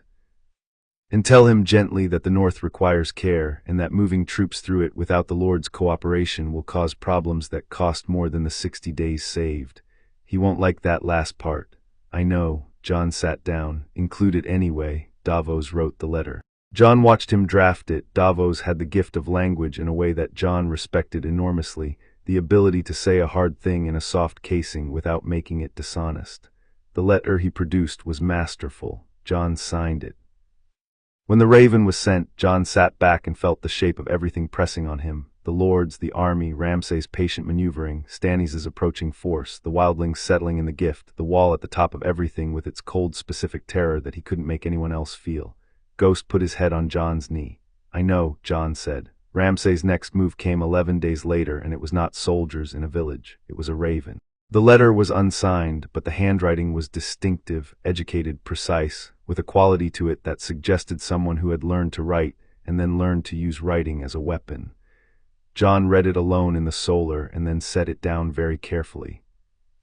The letter said that Jon Stark's claim to Winterfell was illegal, that the king's legitimization was the act of a pretender whose claim to the throne was itself disputed, that Jon Snow, it used Snow deliberately, was no Stark by blood but a base-born servant of a disgraced house, and that the loyal lords of the North would soon remember where their true fealty lay. It was clever. It would spread, these things always spread, that was why they were sent. Within a fortnight every lord in the North would have heard some version of it. Jon read it again. He called Harwin and dictated a response, not to Ramsay, but a letter to every lord who had already bent the knee to him, and every lord who had not yet committed. The letter was short. It acknowledged that questions had been raised about his claim. It noted that the questions had been raised by Ramsay Bolton, who was currently the son of Roose Bolton, who had orchestrated the Red Wedding and held Winterfell through murder and terror. It included a copy of Stannis' legitimization document, complete with royal seal. It said simply and directly, I hold Winterfell, I hold the North. Any lord who needs further convincing of my legitimacy is welcome to come and discuss it with me in person. That last line, Davos said, reading over Harwin's shoulder. That could sound like a threat. It is a threat, Jon said, politely delivered. He sent the ravens, then he sent one more to Ramsay Bolton directly at the Dreadfort. The message was 5 words, come out of your hole. Davos read it and turned to look at Jon with the specific expression of a man who has realized the person he is advising is operating on a completely different level of risk tolerance than he is personally comfortable with. That will provoke him, Davos said. Yes, Jon said, that's the whole idea. He stood up from the table. Ramsay Bolton is dangerous in the dark. He's dangerous when he's the one choosing the timing and the method. I need him angry. I need him moving before he's ready. Jon looked at Davos steadily. An angry man makes mistakes. Ramsay Bolton making mistakes is the only version of this where the people of the North stop being afraid of him. And if he comes with his full force, then I meet him with mine. Jon's voice was perfectly flat. He's been a monster in the dark for years because no one would stand in front of him and say enough. I'm saying it. Davos was quiet for a moment. The fire crackled. Outside, the wind had found its way into the castle again, threading through the corridors, and the torches in their sconces bent and straightened. "All right," Davos said. "All right, then." He sat down and pulled a fresh piece of parchment toward him. "Let me write to Stannis about troop movements. If you're expecting Bolton to march, we should coordinate timing." "Yes." Jon moved toward the door. "And Davos, if this goes badly, it won't." "If it does," Jon said, "tell Stannis it was my call. The legitimization, the provocation, all of it. He gave me the North, and I ran it the way I thought best. He shouldn't." "It won't go badly," Davos said with the calm certainty of a man making a decision about what he was going to believe. "Go sleep. You've been up since before dawn." Jon looked at him. Something moved through his chest, gratitude perhaps, or the rarer thing that looked like it from the inside. "Good night, Davos. Good night, Lord Stark." 3 days later, the scout reports came in. Bolton forces were moving.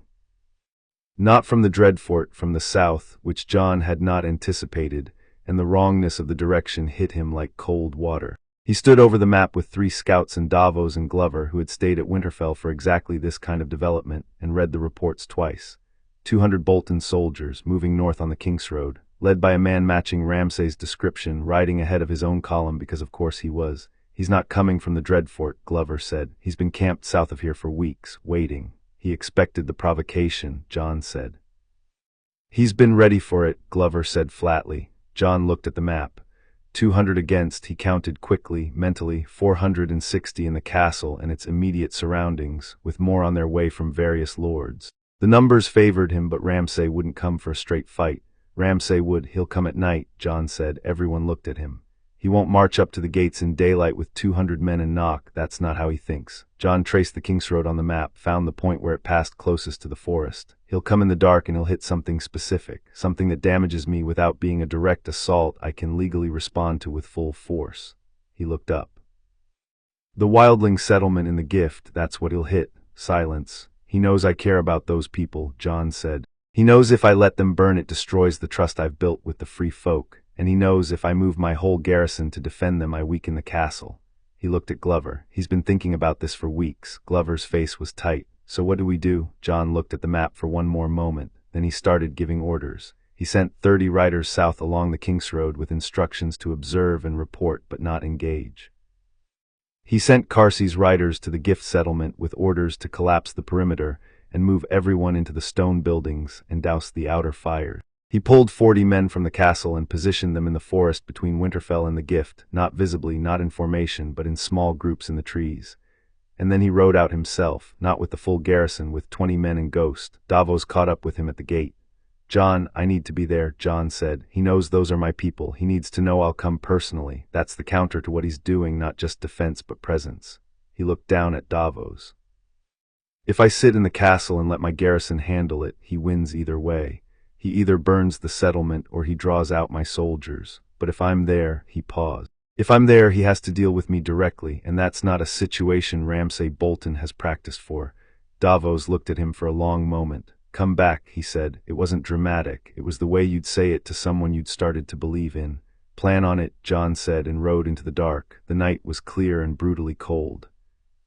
Jon moved his 20 men through the forest in silence, Ghost ranging ahead, and felt the specific sharpened awareness of a man moving toward a known threat in the dark, every sound distinct, every shadow red. He'd felt it before. At the Fist of the First Men, at Castle Black, beyond the wall in the pale wilderness. The body's animal knowledge of danger, clean and useful. Ghost stopped. Jon raised his fist and his men halted. He listened. Horses, foot soldiers, moving through the trees to the east, parallel to him, converging on the Gift settlement.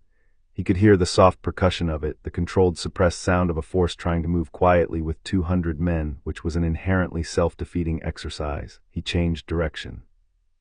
He came out of the tree line on the eastern flank of the settlement with his 20 men just as the Bolton vanguard broke cover on the far side. Torchlight flared, the Bolton soldiers carrying brands, intending fire. In the flickering light, Jon could see the settlement ahead, dark and silent and apparently empty, because Carsey had done exactly as he'd asked. And then in the center of the Bolton line, a rider on a dark horse who had stopped when Jon appeared, because Jon had appeared from the wrong direction at the wrong time, and for the first time Ramsay Bolton was looking at something he hadn't accounted for.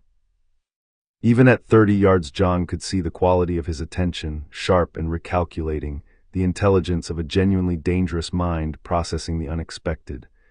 Ramsay was striking in an unsettling way, fine-featured and very still, with eyes that caught the torchlight and held it. "You're faster than I expected," Ramsay said. His voice was pleasant, educated. It was the voice of a man who had practiced making everything sound casual. "You telegraphed your move," Jon said. "Did I?" A slight smile. "And here I thought I was rather elegant, hitting the wildling settlement, using my loyalty against me." Jon looked at him steadily. "It would have worked if I were someone else." He paused. "I'm not." Ramsay's eyes moved across Jon's 20 men, across the tree line where the 40 soldiers Jon had positioned were now visible as shadows against the dark, across Ghost, who was standing 10 feet in front of Jon's horse and looking at the Bolton force with that absolute bone-deep stillness. "You planned this," Ramsay said. "Yes, you used yourself as bait." Something in his voice, appreciation maybe of the clinical sort. "That's either very confident or very stupid." "Which do you think?" Jon said. Ramsay looked at him for a long moment. His expression was unreadable in the torchlight, but his eyes were alive and working. Jon held his gaze and felt nothing in particular, not fear, not hate, not the kind of hot anger that made men sloppy, just clarity, the clear, cold understanding of a situation. "We're not fighting tonight," Ramsay said at last. "No," Jon agreed, "we're not, because the numbers are against me. Because I'm not going to kill your men in the dark when Roose Bolton hasn't declared against me yet, and I need the legal ground clear." Jon looked at him. "But hear this, Ramsay. The villages, the settlement, the ravens, the finger, all of it's been noted. All of it's been logged. You're building a case for me to bring before every lord in the north, and I'm grateful for it."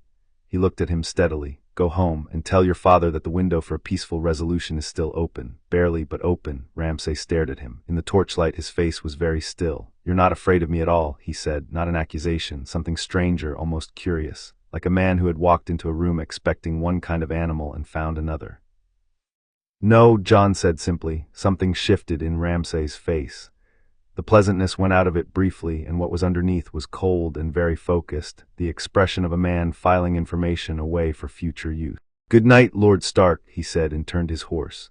The Bolton force withdrew into the dark, and Jon sat on his horse and watched them go and breathed the cold night air, and Ghost came back to stand beside him and pressed his enormous head against Jon's knee. The stars were out. The settlement was intact. His men were alive. For now it was enough. Chapter 4. The girl who came home. The raven came before dawn. Jon was already awake. He usually was at that hour, lying in the dark listening to the castle settle around him, cataloging the sounds the way he'd cataloged the wall's sounds for years. He heard the raven arrive, heard the distant flutter and the bell that meant a message of some urgency, and was dressed and moving before Harwin's knock came at his door. The Meister's face was carefully neutral, which meant the news was either very good or very bad. Jon took the letter. The handwriting was shaky, the parchment thin and cheap, the words compressed as if the writer had only one piece and couldn't afford to waste it. "Brother, I am coming north. Don't let them close the gates." That was all. No signature, none needed. Jon knew the handwriting despite the shakiness. He'd watched the hand that wrote it learn its letters in this very castle, small fingers wrapped around a quill, Septa Mordin's patient voice counting strokes. He sat down on the edge of his bed and held the letter for a long time. Sansa. He told no one except Davos, and Davos because keeping operational information from his advisor was the kind of stupidity he couldn't afford. He told Davos over breakfast in the Solar early, before the household was properly moving, and Davos set down his cup and looked at the letter and then at Jon. "Where is she coming from? No way to know from this. The raven was sent from a way station near the neck, which means she's been traveling north for some time." Jon looked at the letter again. "She's not alone. If she were alone, she'd have said. Who's with her? That I genuinely don't know." He folded the letter. "Could be Vale men. She was in the Vale. There were rumors. Could be anyone." He paused. "She said don't close the gates. She's worried we won't know her or that whoever she's traveling with will look like a threat." Davos was quiet, reading between the lines of that. "Theon Greyjoy," he said slowly. Jon looked at him. "There's been word. I didn't mention it yet because it was rumor and I wanted confirmation. Theon Greyjoy escaped from the Dreadfort months ago. Reports put him heading north then east." He met Jon's eyes. "Ramsay Bolton's plaything for 2 years. If he helped Sansa escape, then she's been at the Dreadfort," Jon said. His voice came out flat and controlled, and he made it stay that way. "She was at the Dreadfort. Jon, I know." He stood up. He walked to the window and stood there for a moment looking at the yard below. A light snow had started, small flakes, almost lazy, drifting through the torchlight. "I know what happens at the Dreadfort." The silence in the room was careful and specific. "What do you need?" Davos asked. "Alert the gate guard. Anyone arriving asking for Lord Stark by name or asking for shelter, they come directly to me, not to Hobb, not to the household. Me." He turned back. And I want a room prepared. The East Solar, it has a fire, it's private, it's warm. He paused, and something moved through his voice that he let move through it because Davos had earned enough of his trust to see it. She was the finest room in the castle when we were children. Sansa always had the finest room. Davos nodded, practical and unhurried. I'll see to it. They came 2 days later in the middle of the afternoon, through snow that had thickened overnight into something serious. Jon heard the commotion at the gate from the training yard and was moving before anyone came to find him, ghost materializing from wherever he'd been and falling into step as if he'd been waiting. He came through the inner yard at a walk, not running, not because he wasn't moving faster inside than his legs showed, but because if there was trouble at the gate, a lord running toward it gave everyone the wrong information. There was no trouble. There were 2 horses, both of them blown and exhausted, standing in the gateway with steam rising off their flanks. There were 6 men on foot, hard-looking men, armed, wearing cloaks with no house colors, and they had arranged themselves around the 2 horses with the particular posture of people who have been traveling defensively for so long it has become involuntary. And there was Sansa. She was dismounting when Jon came through the inner gate, and she turned at the sound of his footsteps, and for a moment they just looked at each other. She was taller than he remembered. She'd been a girl when he left, and she was a woman now. That was the first thing, the unavoidable arithmetic of years. Her hair was darker than he'd thought from memory, copper rather than pure red, and her face she was Sansa, that was the thing. She was fundamentally still herself, but there was something in the set of her jaw and the quality of her eyes that had not been there when they were children. Something that had been put there by everything that had happened to her and had decided, apparently, to stay. She looked at him and her face did something complicated and private. "Jon," she said. He crossed the distance between them and put his arms around her, and she made a sound against his shoulder that she would probably prefer he didn't describe, and he held on and she held on, and the snow came down around them and the gate guards looked at the middle distance with professional discretion. "You're freezing," he said, against her hair. "I've been outside for 3 days. Come inside." He pulled back and looked at her face, searching it with the same clinical attention he gave everything but warmer, more urgent. She let him look. She looked back. "I'm all right," she said, and it was the most complicated 2 words he'd heard in months. "I'm all right," carrying inside it everything it was choosing not to say. "I know," he said, matching her register. "Come inside anyway." He looked past her at the group of men and found the one he'd been expecting and not expecting simultaneously. He was near the back, half hidden behind one of the horses, and he looked. Jon searched for the right word and came up empty, because no word he had covered what Theon Greyjoy looked like. Reduced, that was the closest. Like someone had taken Theon Greyjoy and subtracted something fundamental from him, and what remained was functional but missing its own core. He was looking at Jon with an expression of absolute terrified stillness, the expression of a man who has calculated every possible response he might receive, and has decided that preparing himself is pointless because nothing can prepare you for this. Jon looked at him for a moment. "Theon," he said. Theon flinched at the name. Actually flinched, a small full-body movement he couldn't control, and the flinch told Jon everything Sansa's letter hadn't. "You're safe here," Jon said. Clearly, flatly, without ceremony, because ceremony would have made it worse. "Come inside." The East Solar was warm. Someone Davos, Jon suspected, had arranged it not just practically but thoughtfully. The fire was high, there was food on the table, there were 2 chairs positioned near the hearth at an angle that suggested conversation without requiring it. Jon brought Sansa there himself and closed the door, and they sat. For a few minutes neither of them said anything. Sansa ate something methodically, like she was reminding herself that eating was necessary, and Jon watched the fire. "How long?" he said at last. "At the Dreadfort," she said it without flinching, which told him she had done a great deal of private work on being able to say it without flinching.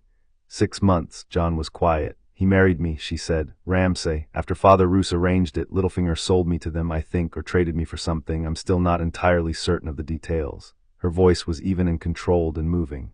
"The wedding was at Winterfell, actually, before you came back." She looked at the fire. "That was surreal, being in our home and being in that situation." Jon thought about Ramsay Bolton standing in the torchlight in the forest 3 nights ago. "You're not afraid of me at all." He thought about the quality of his own voice when he'd said no, and he understood now with a new and specific clarity exactly why he wasn't afraid. He was angry. He was very, very angry, and he was putting it somewhere quiet and useful where it couldn't get in the way. "Tell me what you need," he said. Sansa looked at him, clearly having expected something else, some reaction, some outburst, or the opposite, some careful avoidance of the subject. The directness of it took her off balance in a small way. She stopped, tried again. I need to not be in danger. I need to sleep in a room where I know the door is safe. She paused, and I need to be useful. I can't be put somewhere safe and not be useful. All right, Jon said. I know things, she said, with a sudden intensity that hadn't been in her voice before, the measured calm breaking slightly, not out of distress but out of urgency. About the Boltons, about the Dreadfort. I know Ramsay's habits, his methods, how he thinks. I know which of his officers are loyal out of fear and which out of genuine allegiance and which can be turned. She was sitting forward now, hands in her lap, and this was the thing he hadn't expected. Not a woman who needed rescue, but a woman who had used captivity as a study period. I know that Roose is pragmatic enough to accept terms if they're the right terms, but Ramsay won't, because Ramsay doesn't want a solution. He wants to hurt things, Jon said. Yes, she sat back slightly. He'll come for you, not to win, to damage, to make the cost of removing him feel worse than just leaving him alone. Her eyes were very clear and very steady. That's what he does. He makes the cost feel unbearable. Then we need to make the cost of not removing him feel worse, Jon said. He looked at her. Will you tell me everything you know? Yes, she said without hesitation. That's why I came. They talked for 3 hours. Jon mostly listened, which was how he'd learned most of the useful things he knew in his life. Sansa talked, and the quality of what she'd observed was remarkable. Not military intelligence exactly, but the deep social and psychological intelligence of someone who had spent months inside an enemy's household, reading everyone around her for signs of danger. She knew the Dreadfort's layout from the inside. She knew Ramsay's household knights by name and temperament. She knew that Ramsay had a network of informants in the villages between Winterfell and the Dreadfort, people who'd been coerced or paid and who could be identified. She also told him about Roose. Roose is the harder problem, she said. Ramsay is dangerous but simple at the core. He wants fear and control. Roose is genuinely intelligent and he wants survival. He's backed the wrong horse twice now, the Lannisters and then the Bolton expansion, and he knows the cost of being wrong a third time. She looked at Jon. He's not going to come at you directly if there's any other option. Because if he comes at me directly and loses, there's no path back. Yes. But if Ramsay does damage, if Ramsay destabilizes you without Roose's direct hand in it, then Roose can come to you afterward with his hands clean and offer terms. She paused. He'll sacrifice Ramsay if he has to. He always has. Jon thought about that. Ramsay knows it, he said slowly. Yes, a pause. That's part of why Ramsay is what he is, I think. He's been disposable his whole life, and he decided a long time ago that if that was true, he'd make himself too expensive to dispose of. Jon looked at his sister and thought about the girl who had dreamed of knights and songs, who had wanted a prince and gotten the worst version of every story she'd been told.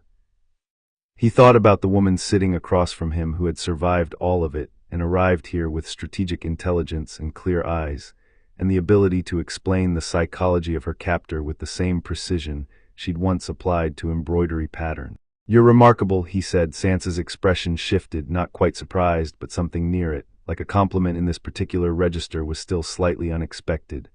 I'm practical, she said. Same thing in this family. The corner of her mouth curved. It was small and brief, but it was real, and Jon held on to it. Theon was harder.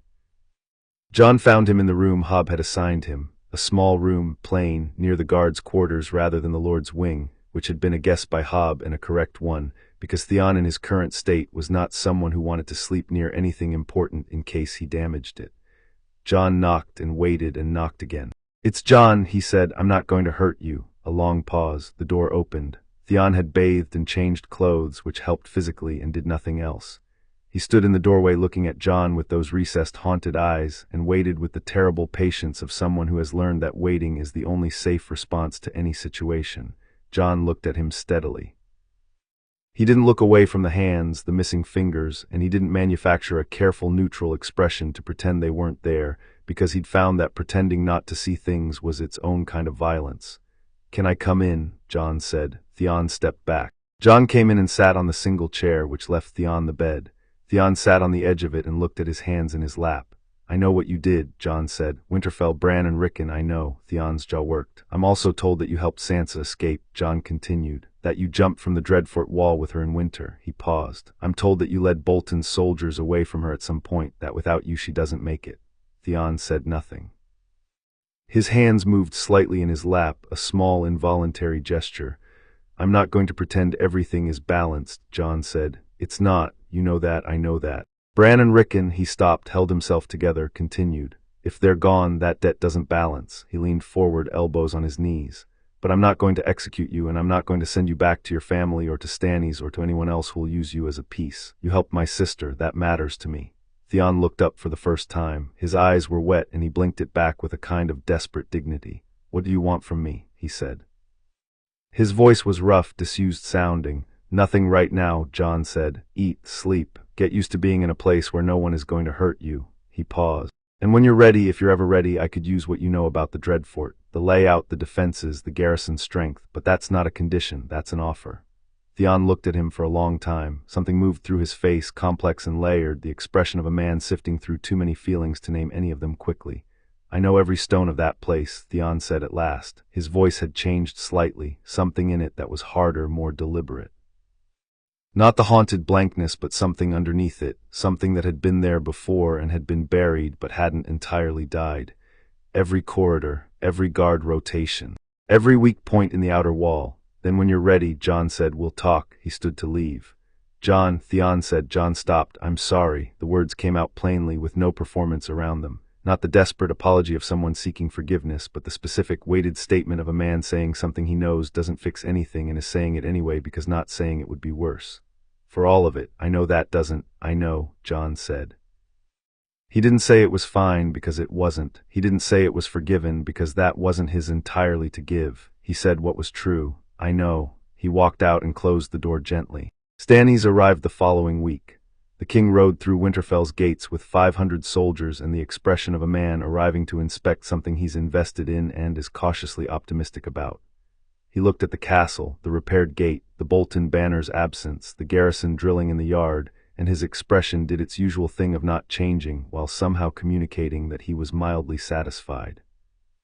Jon met him in the yard and they clasped hands, which was apparently the warmth budget for the entire encounter.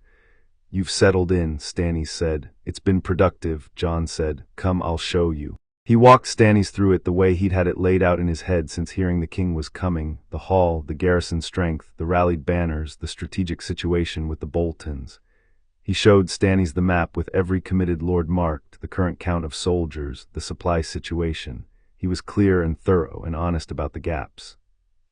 Stannis listened with the concentrated silence of a man who processed information by absorbing it completely and then judging it, and when Jon was done he stood before the map for a moment.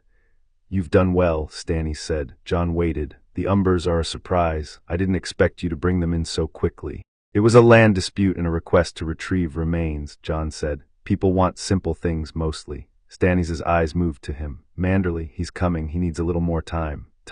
He'll be worth it," Jon said. "Manderley has the ships, the gold, and the loyalty of the White Harbor smallfolk who are the most numerous people in the north. Rushing him cost me the whole relationship." He held Stannis' gaze. "I'll have him before you march south." Stannis looked at him for a moment with the particular expression he used when he was reassessing something.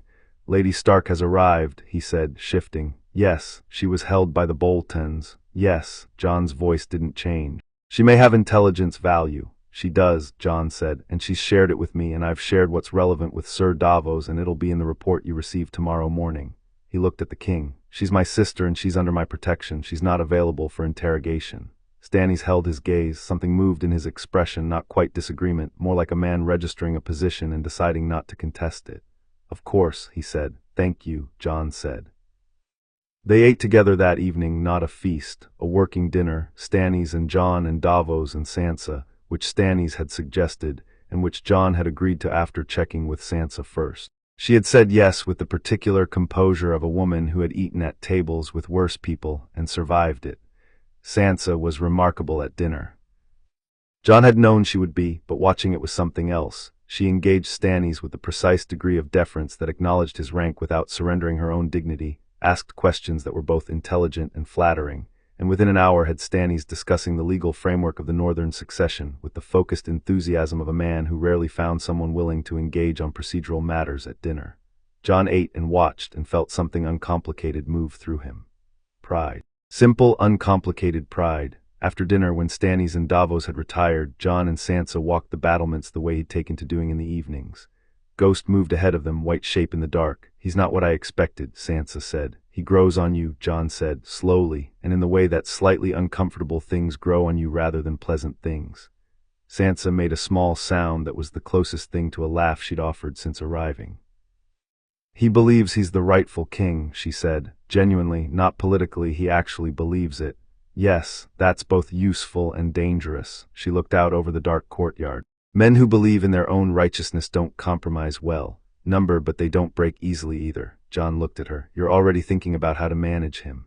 Isn't that what we're supposed to do? She said without irony. We can't fight every battle with swords, some of them have to be managed. She paused. Father never quite understood that. No, Jon agreed, you do. He was quiet for a moment. The wind came off the walls, cold and clean. I learned it the hard way, he said. At the wall, there were men who wanted to kill me, men who wanted to use me, men who genuinely followed me. Learning to tell the difference fast enough to act on it, that kept me alive. And here, same thing, bigger stage. Sansa looked at him sideways. You're different than I thought you'd be, she said. When we were children, you were kind and quiet and slightly sad. I was a bastard in a great lord's castle, Jon said. Quiet seemed wise. You're not quiet now. He thought about it. Somewhere between the wall and here, I stopped having the luxury of being quiet. And I found out that I wasn't actually under the quiet. He looked at her. Neither were you. Sansa was silent for a moment, and in the silence Jon could feel her sitting with the version of herself she'd been and the version she was now, and the years of violence and survival that connected them. No, she said, I wasn't. 3 days after Stannis arrived, Wyman Manderly came. He was enormous, a man famous across the north for a size that suggested he had decided somewhere around middle age that physical abundance was a form of political statement. He arrived with a retinue appropriate to his wealth and his importance, riding in a wheelhouse pulled by 4 horses, and he emerged from it in the Winterfell yard with the careful movements of a very large man managing his body's demands with practiced dignity. He had small, bright, watchful eyes. Jon stood in the yard as he always did for arriving lords, and Manderly looked him up and down with those bright eyes and then at Ghost, who was sitting beside Jon in the sun looking like something carved for decorative purposes.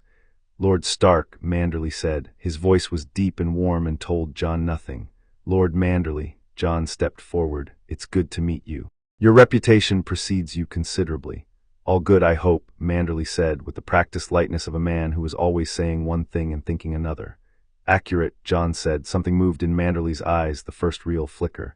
They ate together that noon, just the two of them, which Jon had arranged deliberately. No Stannis, no Davos, just Jon and Manderly and food and wine. Jon let Manderly set the pace of it, which turned out to be slow and oblique and punctuated by long digressions about food, because Manderly used conversation about food as a kind of sonar, pinging the room, listening to what came back. Jon let him ping for an hour. Then he said, Lord Manderly, your son was killed at the Red Wedding. Manderly's hand stilled on his cup. Your grandson, Wylie's son, was held hostage by the Lannisters, Jon continued. Returned eventually, but held. He looked at the man steadily. You've been waiting 3 years for the right moment and the right man. I understand that. I respect it. He paused. I'm asking you to decide that this is the moment and I'm the man. Manderly looked at him for a long time. Why? He said. Not hostilely, genuinely. What makes you the man? Because I'm not asking for your gold or your ships first, Jon said. I'm asking for your word, and the gold and ships follow from that. Because the North needs to rebuild itself as a North, not as a set of houses calculating individual advantage, and that starts with the oldest houses choosing to commit before they have to. He leaned forward slightly. And because I remember Wylie's Manderly, even though I never met him, I know what he died for, and I'm going to make sure it wasn't wasted. The silence stretched. Manderly set his cup down. He looked at the table, at his hands, at some private internal calculation that Jon could not see but could feel happening. The North remembers, Manderly said. Yes, Jon said. The Freys and the Lannisters and the Boltons, they think we're sheep because we endured. His voice had dropped and the warmth in it had been replaced by something with more iron. We endured because the time wasn't right and we knew it. He looked at Jon. Is the time right now? Yes, Jon said. You're certain. Certain enough, Jon said. I won't tell you there's no risk. There's always risk. But the risk of waiting is compounding, and the risk of acting now with the forces we have, with Stannis' army at our backs and every loyal northern house aligned, that risk I'll accept. He met the man's bright eyes. I need White Harbor's fleet, and I need your knights, and I need your name on the list of lords who declared early, before anyone had to. That last one is worth as much as the others. Manderly was quiet for a very long moment. Then he smiled, a real smile, broad and warm and containing something complicated underneath it. My son died for Robb Stark, he said. For the honor of the North, I think he'd be pleased to know it wasn't quite finished yet. I think he would, Jon said. You have White Harbor, Manderly said. All of it. Jon exhaled, not visibly, not in a way anyone else would have caught, but he let the breath out, and with it something that had been held tight for 3 weeks. That evening Jon stood in the godswood alone. The moon was up cold and clear, and the heart tree's face looked different in moonlight than in daylight, more alive somehow, the carved lines deeper, the red sap at the eyes catching the silver light and holding it. Ghost was somewhere in the shadows. Jon could feel him without seeing him. He thought about everything in motion: Stannis' army, the rallied lords, the Boltons watching from the Dreadfort, Ramsay with his patient, poisonous intelligence, Sansa rebuilding herself room by room in the East Solar, Theon learning how to eat without checking whether anyone was watching him do it. He thought about the wall. About Sam's letters, which had been arriving with increasing urgency, each one more specific about the movements in the north, about the things the Rangers were seeing, about the growing certainty among those who watched the dark that whatever was coming was accelerating. He thought about a letter he'd received that day and hadn't told anyone about yet because he was still deciding what to do with it. A letter from Melisandre, forwarded from Castle Black, short, precise, alarming. I have seen him in the fires again, not as a lord, as something older. The long night is not a prophecy, it is a schedule. He didn't believe in prophecy. He didn't believe in fires and visions and the Lord of Light's grand narrative. But he believed in ice and cold, and the army of dead men he had seen moving in the dark beyond the wall, and if those things were on a schedule, then every day he spent building this northern alliance was a day closer to being ready. He put his hands in the black pool, the cold water shocking up his wrists, and he looked at the heart tree's face. I'm trying, he thought, not a prayer, just an acknowledgement. The wind moved through the red leaves overhead, and they made a sound like something old and patient breathing. He stood up, he dried his hands, he walked back toward the castle. At the godswood door he nearly walked into Sansa, who was coming in the other direction with a candle cupped in her hands against the wind. Couldn't sleep. He said, I haven't slept well in months, she said. I'm working on it. She looked past him at the heart tree. I used to come here when we were children, when things were difficult. Me too, Jon said. She looked at him. We used to come separately, she said. Pretend the other wasn't doing the same thing. We were idiots when we were young. We were children, she corrected, and it was gentle. There's a difference. She looked at the tree again. I used to pray to the mother, then the father. Then I stopped praying to anyone because no one seemed to be answering. She paused. Now I come here and I feel like I'm in a place that was here before all the terrible things happened and will be here after. That helps more than praying. Jon said nothing. That was almost exactly how he'd felt 5 minutes ago, and he didn't know what to do with the coincidence of it except stand with it. Theon spoke today, Sansa said. I mean, he's been speaking, but today he spoke in full sentences without stopping to check whether it was all right. I was telling him about White Harbor and he started talking about the harbor defenses, and he was thinking Jon, not just surviving. Good, Jon said, and meant it. He has a long way to go, she said. But he's going. They stood in the godswood door for a moment, the cold coming in around them, the candle flame bending in the draught. Jon, Sansa said, and the way she said it had weight. He waited. He's going to come, she said. Ramsay, he's going to come properly with everything he has, and he's going to try to break this. She looked at him. Everything we're building, he'll try to break it. I know, Jon said. You're ready for that. He thought about it honestly, the way he tried to think about everything, not to reassure her, but to give her the truth, because she had earned the truth repeatedly and consistently, and was more used to him with accurate information than false comfort. I've been ready since the night at the settlement, he said. I've been ready since before that, really. He looked at her. I'm going to end it, Sansa. The Boltons, I'm going to end it. She held his gaze for a moment, reading him the way she'd learned to read everyone, checking for the thing under the words. She found what she was looking for, apparently. Good, she said. She went into the godswood, her candle a small warm light among the dark trees, and Jon stood in the doorway and watched her go and thought about what was coming. Ramsay would come, Roose would calculate, Stannis would march, and Jon Stark would be standing in the middle of all of it, which was exactly where he intended to be. He walked back into the castle. There was work to do. Chapter 5, The Battle for the North. The first sign was the horses. 3 of them came back without riders at dawn, Bolton branded, lathered and wild-eyed, coming up the King's Road from the south.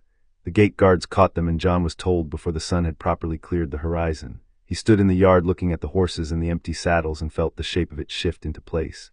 He's not waiting anymore, Jon said. Davos was beside him, still pulling his coat on. Could be a false signal. Draw you out before. It's not false. Jon was already walking.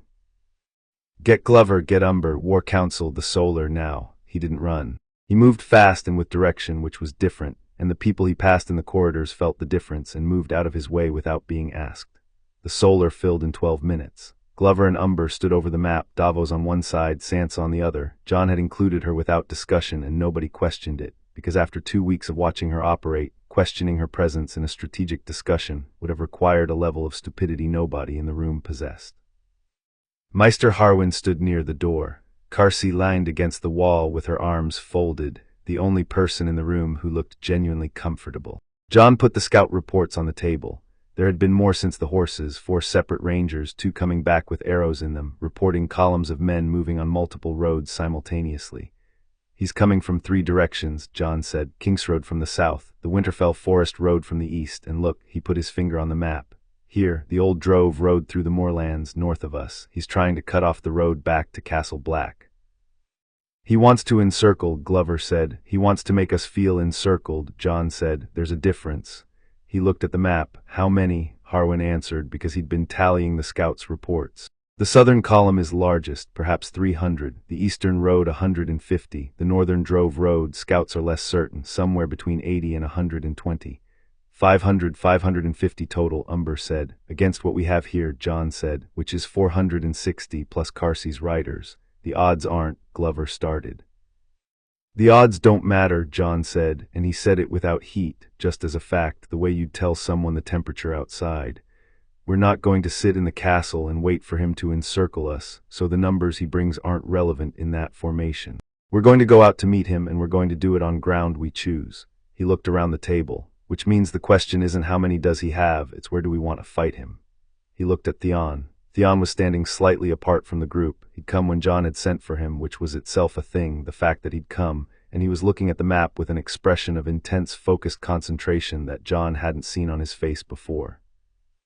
The haunted blankness had receded. What was underneath was sharp. You know the drove road, Jon said. Theon looked up.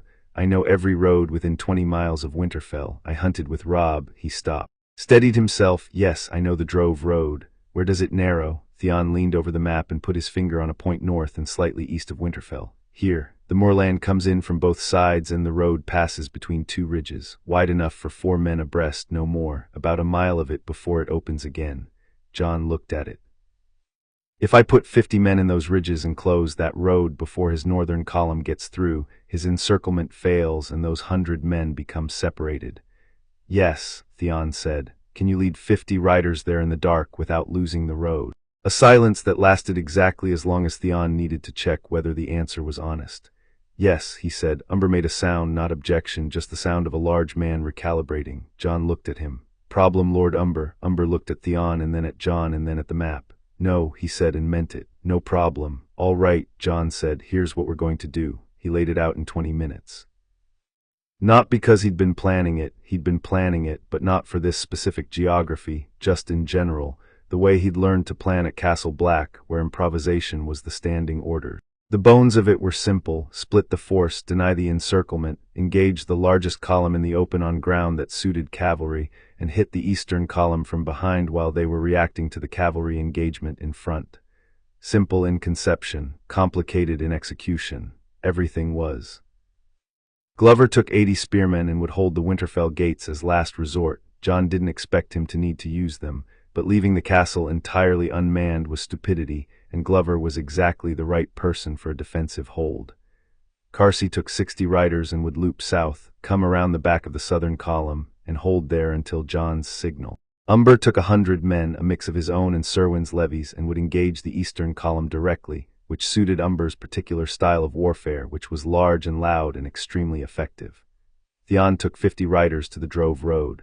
Jon took the rest, 210 men, and would meet the southern column on the Kingsroad, in the field half a mile south of Winterfell, where the road ran between open ground that would let his cavalry move.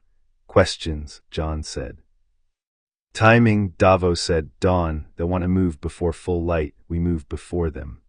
And if the northern column doesn't come through the drove road on schedule, then Theon holds the ridges and disrupts them as long as possible and falls back to Winterfell. The battle doesn't depend on the northern column. It depends on breaking the southern column fast enough that the eastern column loses their nerve when they hear it going wrong.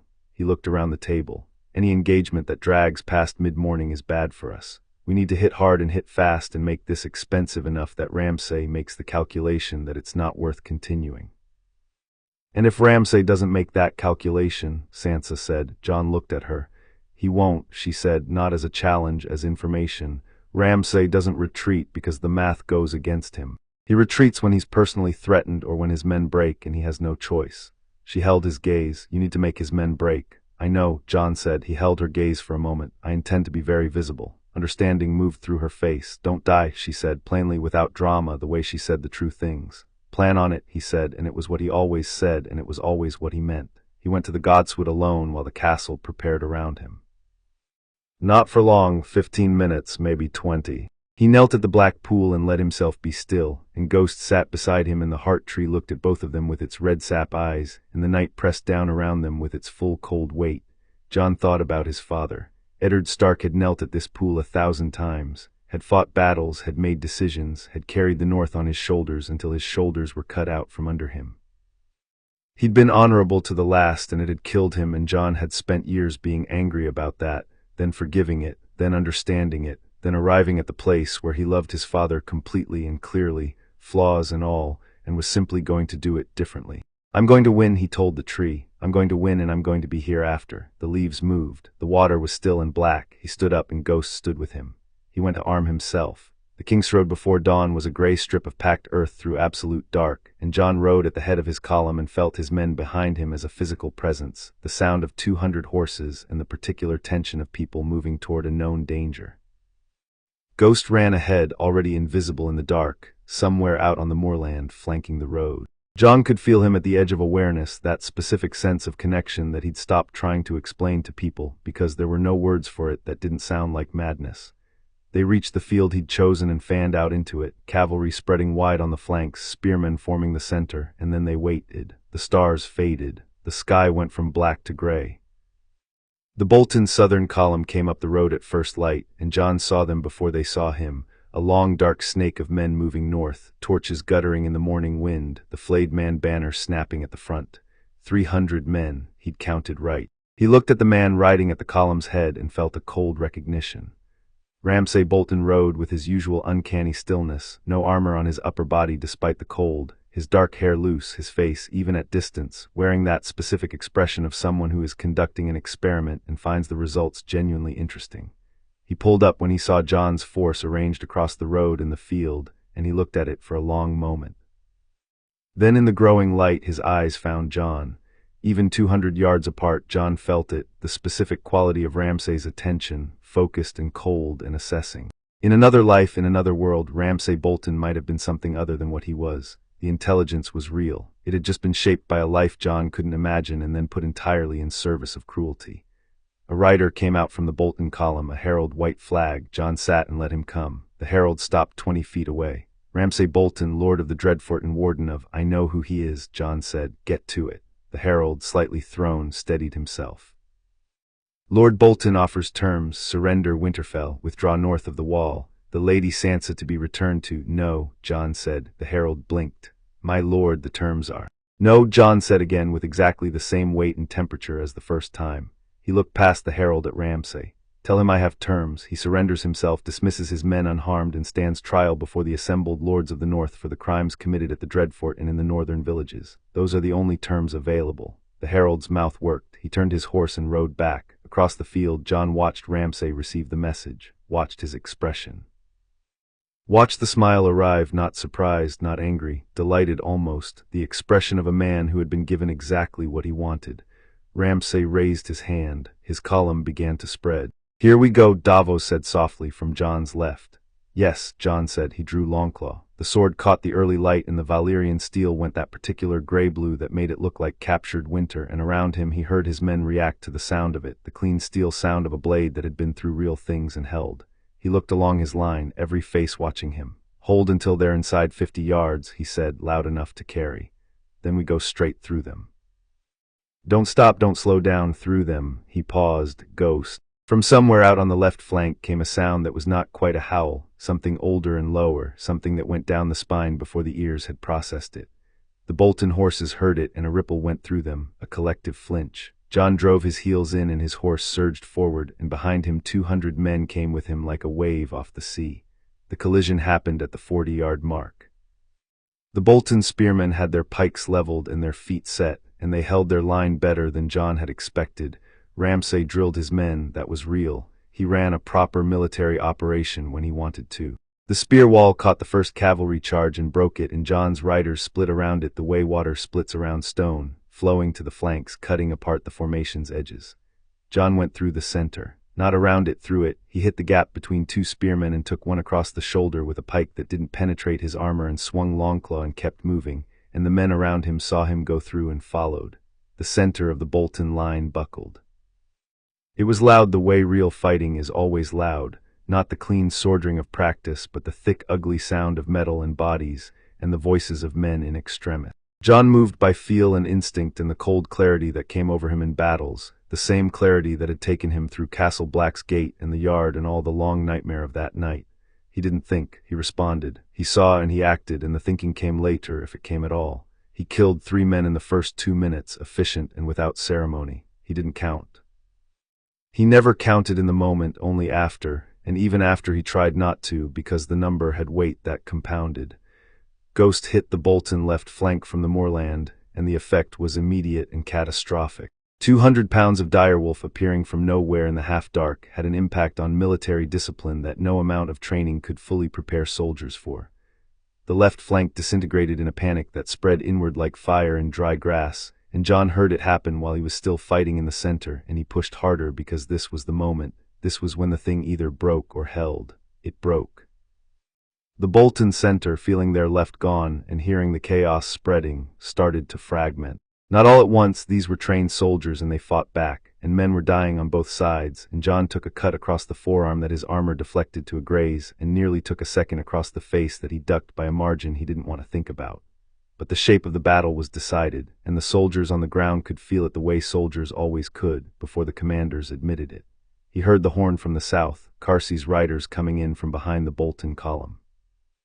The anvil closing on the hammer. What remained of the Bolton southern column broke and ran. Jon pulled his horse up at the edge of the rout and looked. Half the Bolton soldiers were running. A third had dropped their weapons and were standing with their hands up. Perhaps 50 lay on the ground, and Jon didn't look at that too closely yet because there was still work. He looked for Ramsay. He found him at the back of the field, still mounted, still watching. He had not run, that fit, Jon thought. Ramsay would not run from a losing battle out of fear. He'd run from calculation, and the calculation apparently wasn't complete yet. Their eyes met across the broken field. Jon rode toward him. He expected Ramsay to turn and go. The battle was lost. The sensible move was withdrawal, regroup at the Dreadfort, let Roose manage the political fallout. That was the rational calculation. Jon was betting that Ramsay Bolton was not ultimately rational. He was right. Ramsay dismounted. He pulled a knife, 2 knives, one in each hand, long-bladed, and waited for throwing, and he stood in the trampled snow with the morning light coming hard across the field and looked at Jon riding toward him with an expression of absolute focused attention. The experimental expression was gone. What replaced it was something rawer. Jon dismounted 10 yards from him. They looked at each other. "You actually came out," Ramsay said. "I told you to come out," Jon said. "I thought it was a figure of speech." "It wasn't." Ramsay looked at him. He looked at Longclaw. He looked at the dispersed and shattered remnants of his army. He looked back at Jon, and something in his face, the first real thing Jon had ever seen in it, not the pleasantness or the smile or the experimental interest, but something genuine and underneath all of it. "You're going to kill me," Ramsay said. "That depends on you," Jon said. "Surrender, stand trial, answer for what you've done." Ramsay tilted his head. "You let me stand trial." "The lords of the North deserve to hear it," Jon said. "Not because you deserve the stage, but because they deserve the truth of what happened to their people under your family." He held Ramsay's gaze. "And because killing you in a field without witnesses just makes you a casualty of war. A trial makes you what you actually are." Ramsay was very still. Something worked in his face, a real calculation, unperformed, stripped of its social covering. Jon watched it happen. "He'll give me up," Ramsay said, and he was Roose, unmistakably, and for a moment Ramsay Bolton sounded less like a monster and more like a man who had known something cold and true his entire life and had built everything around surviving it. "My father, if I stand trial, he'll—" "Yes," Jon said. "Probably." Ramsay laughed. It was brief and actual and disappeared fast. "Honest," he said. "Always." "Your father was like that." Ramsay looked at him. "Honest to the point of stupidity. Got him killed." "Different outcome this time," Jon said. Another silence. The field around them was settling into its post-battle quiet, the sounds of men tending wounds, horses moving, the distant shouts of Umber's engagement with the eastern column, which by the sound of it was going well. Put the knives down, Ramsay, Jon said. This is over. Something passed through Ramsay's face. He threw the right knife. Jon moved, not thought, just movement, the body's own quick calculation, and the blade went past his left ear close enough that he heard it, and he closed the distance between them in 2 strides and hit Ramsay with his forearm across the chest, knocking him back, and when Ramsay came up with the second knife, Jon caught his wrist and twisted, and the knife went into the snow. Ramsay was strong. Jon was stronger. He put Ramsay on the ground face down with his wrists locked behind him and held him there while Ramsay bucked and swore in language that was impressively varied, and then went still. "Are you done?" Jon said. Ramsay breathed into the snow. "For now," he said. "Good enough," Jon said, and looked up at the guards who had been watching this exchange from 20 feet away with the collective expression of people who had been uncertain whether to intervene. "Chain him," Jon said. "He walks back to Winterfell. Don't touch the face. I want the lords to see him clearly." The eastern column broke when they heard the southern column was gone. Umber had been pushing them hard, and the news that Ramsay was captured traveled faster than any rider could carry it, because the soldiers who ran from the southern field ran in every direction, and some of them ran east and straight into the men fighting Umber's force, and shouted what had happened, and that was enough. The eastern Bolton soldiers dropped their weapons, and the fight was over before noon. The northern column on the Drove Road had hit Theon's riders in the Ridge Pass and been held there for 2 hours, unable to push through, and when the news came they simply stopped. Theon sent a rider to Jon asking for instructions, and Jon sent back, offer them safe passage home. Arms surrendered, walk away. They walked away. The whole thing was over by midday. Jon sat on his horse in the field and felt the exhaustion land on him all at once, the full weight of every hour since the horses came back without riders. His arm stung where the graze had opened up properly through the gauntlet seam and was bleeding into his glove. He became aware of it the way you become aware of things after, slowly, from a distance, the body's economy shifting now that the emergency was finished. Davos appeared beside him. He looked at Jon for a moment. "How bad is the arm?" he said. "Not bad," Jon said. "Let the Maester look at it." In a minute, Jon looked out at the field. Men were moving through it, his own men, tending the wounded, sorting the surrendered, doing the grim administrative work of aftermath. "Our casualties." Davos had been keeping the count. 31 dead, 60 or so wounded, maybe 15 seriously. He paused. "Bolton losses are larger, 110 roughly, 31. Jon held that number for a moment and let it have its weight. "Names," he said. "I want every name before nightfall, families to be notified, lords to be told." He looked at Davos. "They died for the North. I want that said out loud, and I want it remembered." Davos nodded. "I'll have Harwin compile it." Jon turned his horse back toward Winterfell. The gates were open and the castle was there on the ridge above him, gray stone against the white sky, and it looked like what it was, a place that had survived again. Carsey rode up alongside him, her riders fanning out behind her, and she looked at him with an expression he couldn't immediately parse. "The free folk fight well," Jon said. "We always fought well," she said. "We just usually fought everyone." She looked ahead at the castle. "It's strange, fighting for something different." "Better," she said after a moment. "Harder to walk away from afterward." "That's the whole idea," Jon said. Ramsay walked into Winterfell in chains. Jon had arranged it deliberately, not cruelly, not a spectacle, but because the lords who had gathered at Winterfell needed to see it. Serwyn and his household knights stood in the yard, Glover, who had defended the gates, Manderley, who had arrived 2 days earlier and had not yet had reason to doubt his decision to commit, Harwin, the household staff, Carsey's riders in a loose group near the wall. Sansa was there. She stood at the top of the steps with Septa Mordine beside her, and Jon watched her from across the yard as Ramsay was brought through the gates. She was very still. Her face was composed in a way that was clearly deliberate, composed in the sense of having been composed, assembled from its natural state into something presentable. Her hands were still at her sides. Ramsay walked with a kind of performance even now, head up, chin level, making the walk in chains look as much like a choice as he could manage. Jon watched him do it and understood that this was the last power available to Ramsay Bolton, the ability to perform composure, and that taking it away was not worth the effort.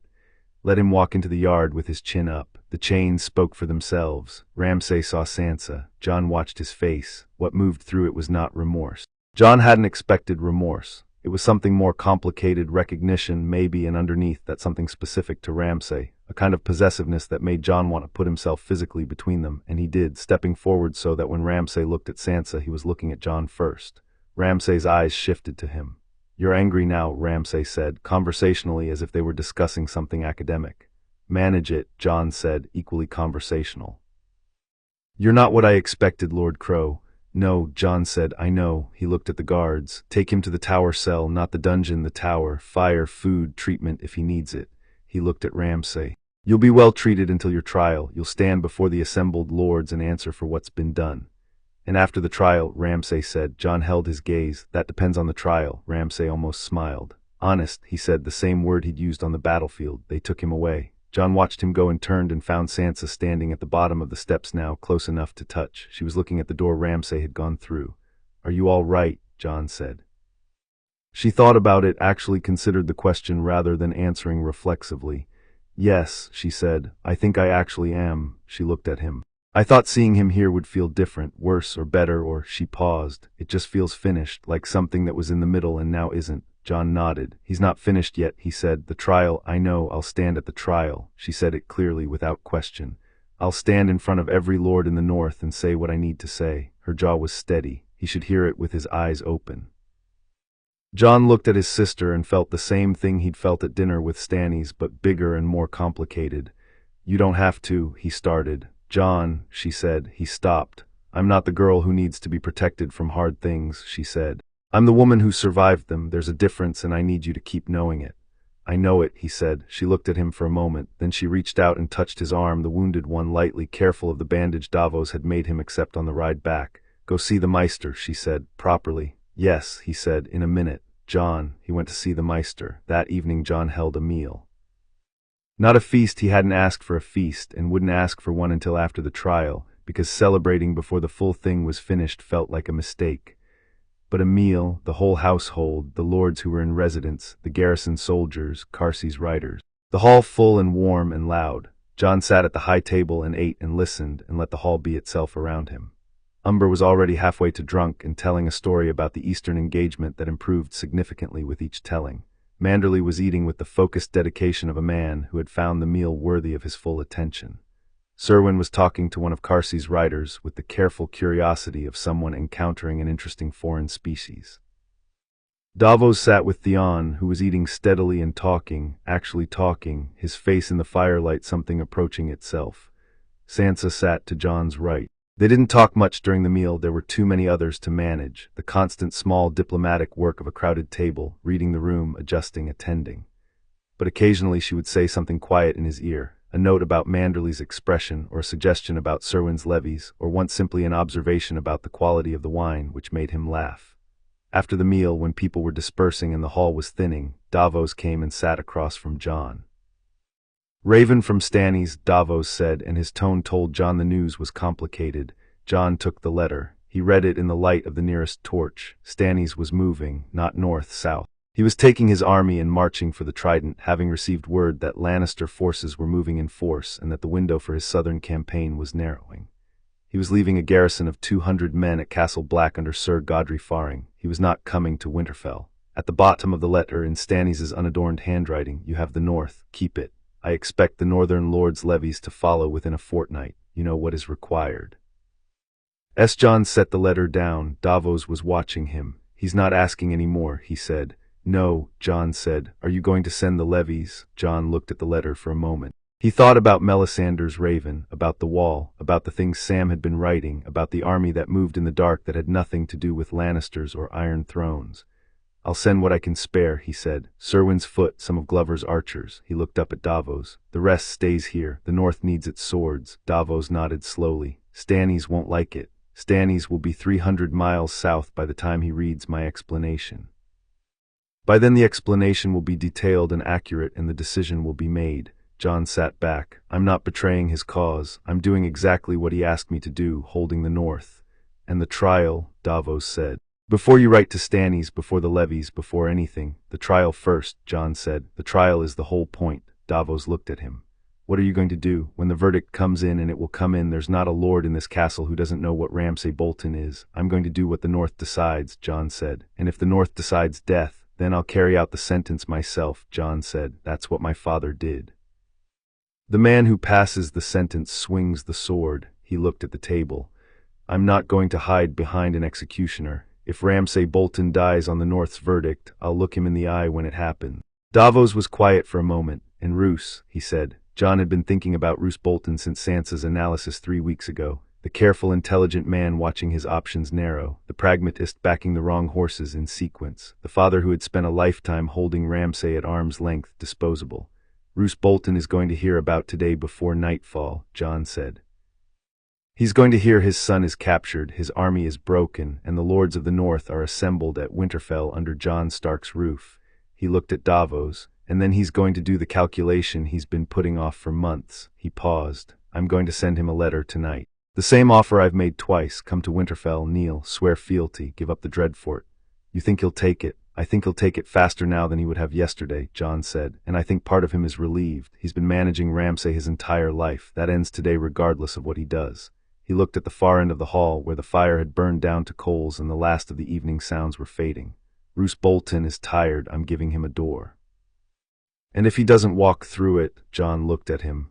Then I knock it down, he said simply. He went to the battlements alone that night. The last of the day's urgency had gone out of him, and what remained was the clean exhaustion of a body that had been pushed hard and done what was asked of it. Ghost was there before him, standing on the parapet looking north, which Ghost did sometimes, for reasons Jon had stopped questioning. He stood beside his wolf and looked out at the dark land. The north was out there, enormous and dark and cold, and full of people who had survived terrible things and were watching to see what came next. It was out there in the villages and the great halls and the farms and the fishing settlements and the wildling camps in the Gift. It was there in the old stones of Winterfell under his feet, and in the faces of the lords eating in his hall, and in the surviving children of every house the Boltons had burned. It was his, not his possession, his responsibility, which was the only kind of his that Jon had ever understood or wanted. Ghost turned and looked at him, and the red eyes caught the starlight and held it, and Jon put his hand on the massive head and stood there in the quiet with his wolf and his castle and his north, and he let himself be exactly where he was without looking past it. Tomorrow there would be the trial. There would be ravens and politics and Stannis and Roose Bolton's answer and the whole grinding weight of everything still undone. Tonight, for 1 hour, it was enough to stand here and breathe. The stars were out in their full winter profusion, more stars than you could see anywhere south of the wall, and the air was so cold it felt clean, and the castle was warm behind him, and somewhere inside it his sister was sleeping in the finest room. One of the stars moved.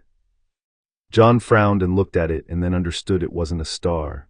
It was a raven coming from the north, high and fast, its wings catching the starlight as it banked. His stomach settled with a cold weight that had nothing to do with the air, coming from the north.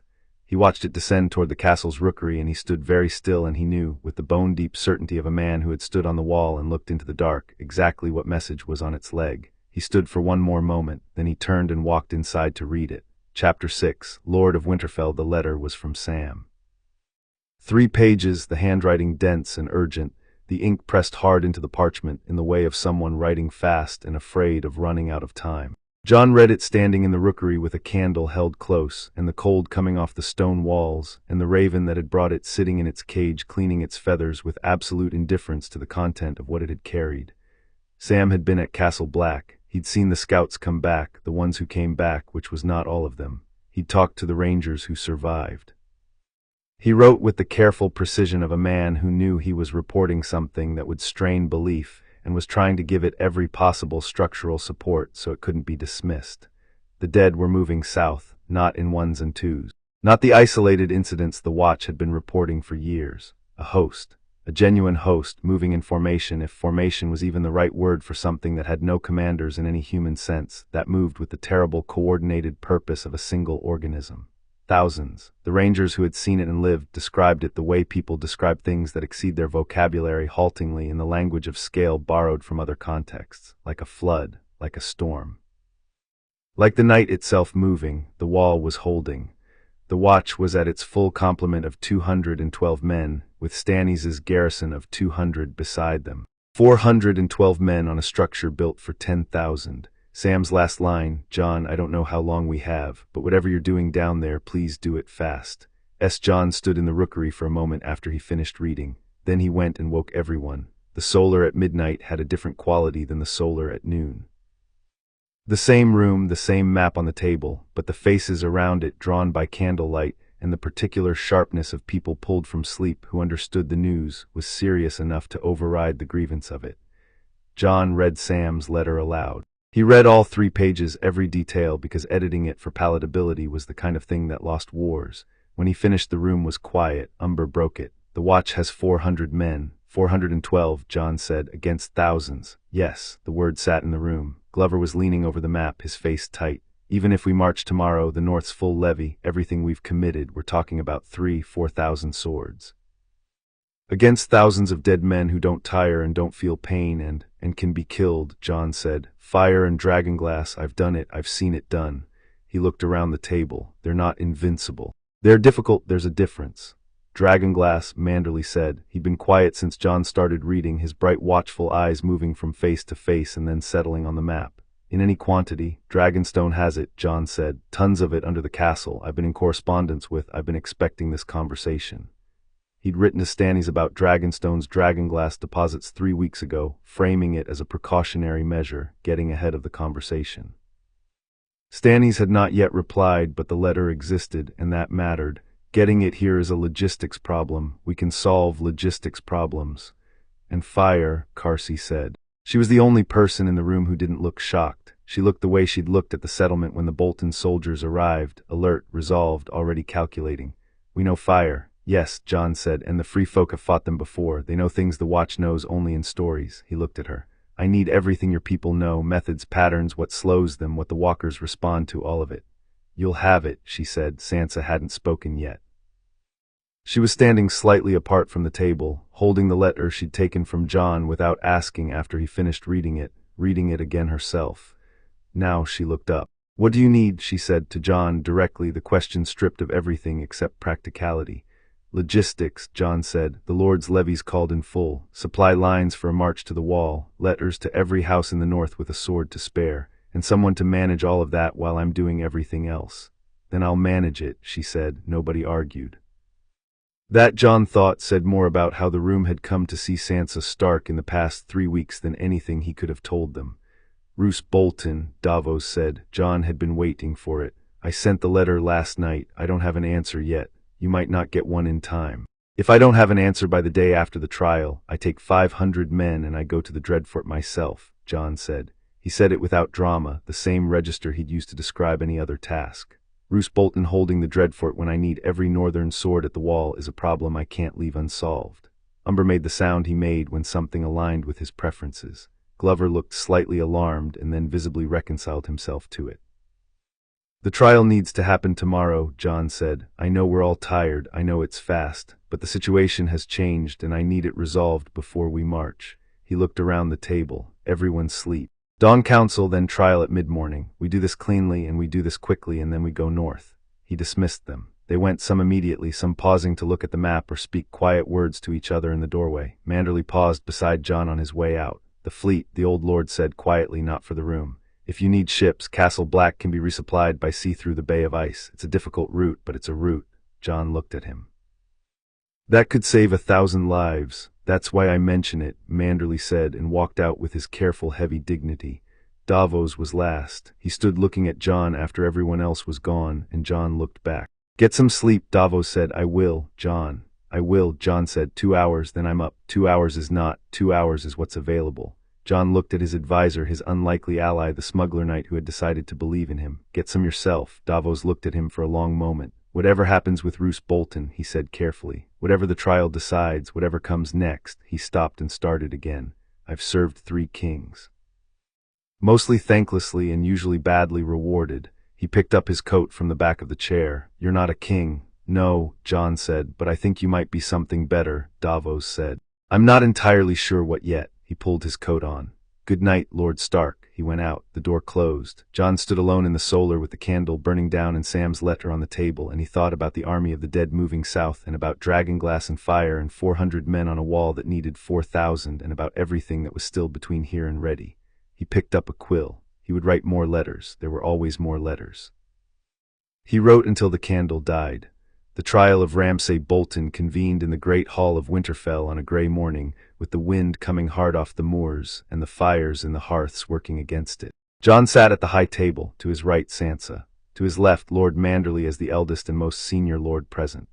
Glover, Serwyn, and Umber sat along the table's length, the assembled judgment of the North's surviving nobility in the form of 5 men and a woman who between them represented more history than the building they sat in could comfortably contain. Ramsay was brought in. He'd been well treated as Jon had ordered, and he looked it, unhurt, fed, rested, his clothes clean. He walked into the hall the same way he'd walked into the yard the day before, chin level, the performance of composure intact. But the hall was different from the yard. The hall had walls and witnesses and the weight of legal process, and Jon watched Ramsay feel that difference as he walked to the center of the floor and stopped. He looked at Jon, then at Sansa. He held Sansa's gaze for a moment, and Sansa held it back with a steadiness that cost her something and gave nothing away. "Ramsay Bolton," Jon said, "you stand accused before the lords of the north of the following." He looked at the parchment in front of him.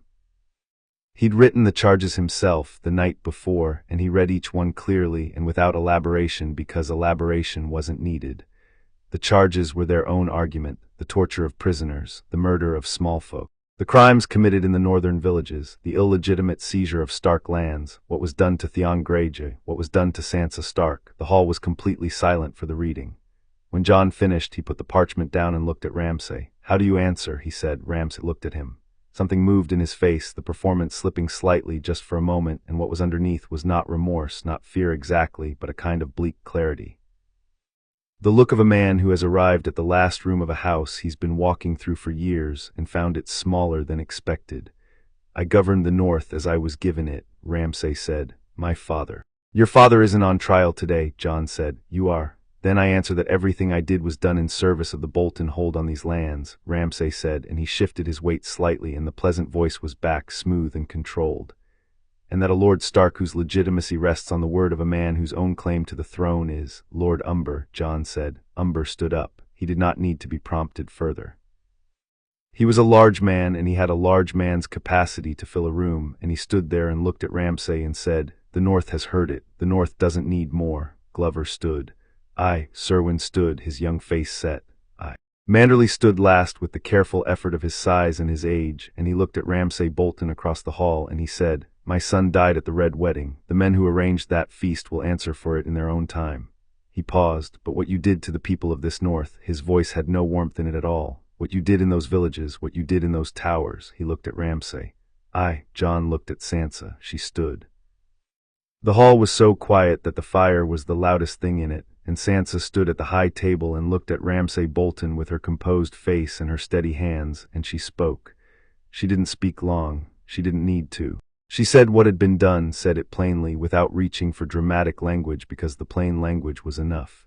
She said it as something that had happened, that was real, that would be true whether it was spoken or not. She said it looking at Ramsay directly, not at the lords or at Jon. When she finished, she said, "Aye." She sat down. Jon looked at Ramsay. Ramsay's face had changed during Sansa's testimony. The performance had gone entirely, and what was left was something harder to read, stripped of its theater.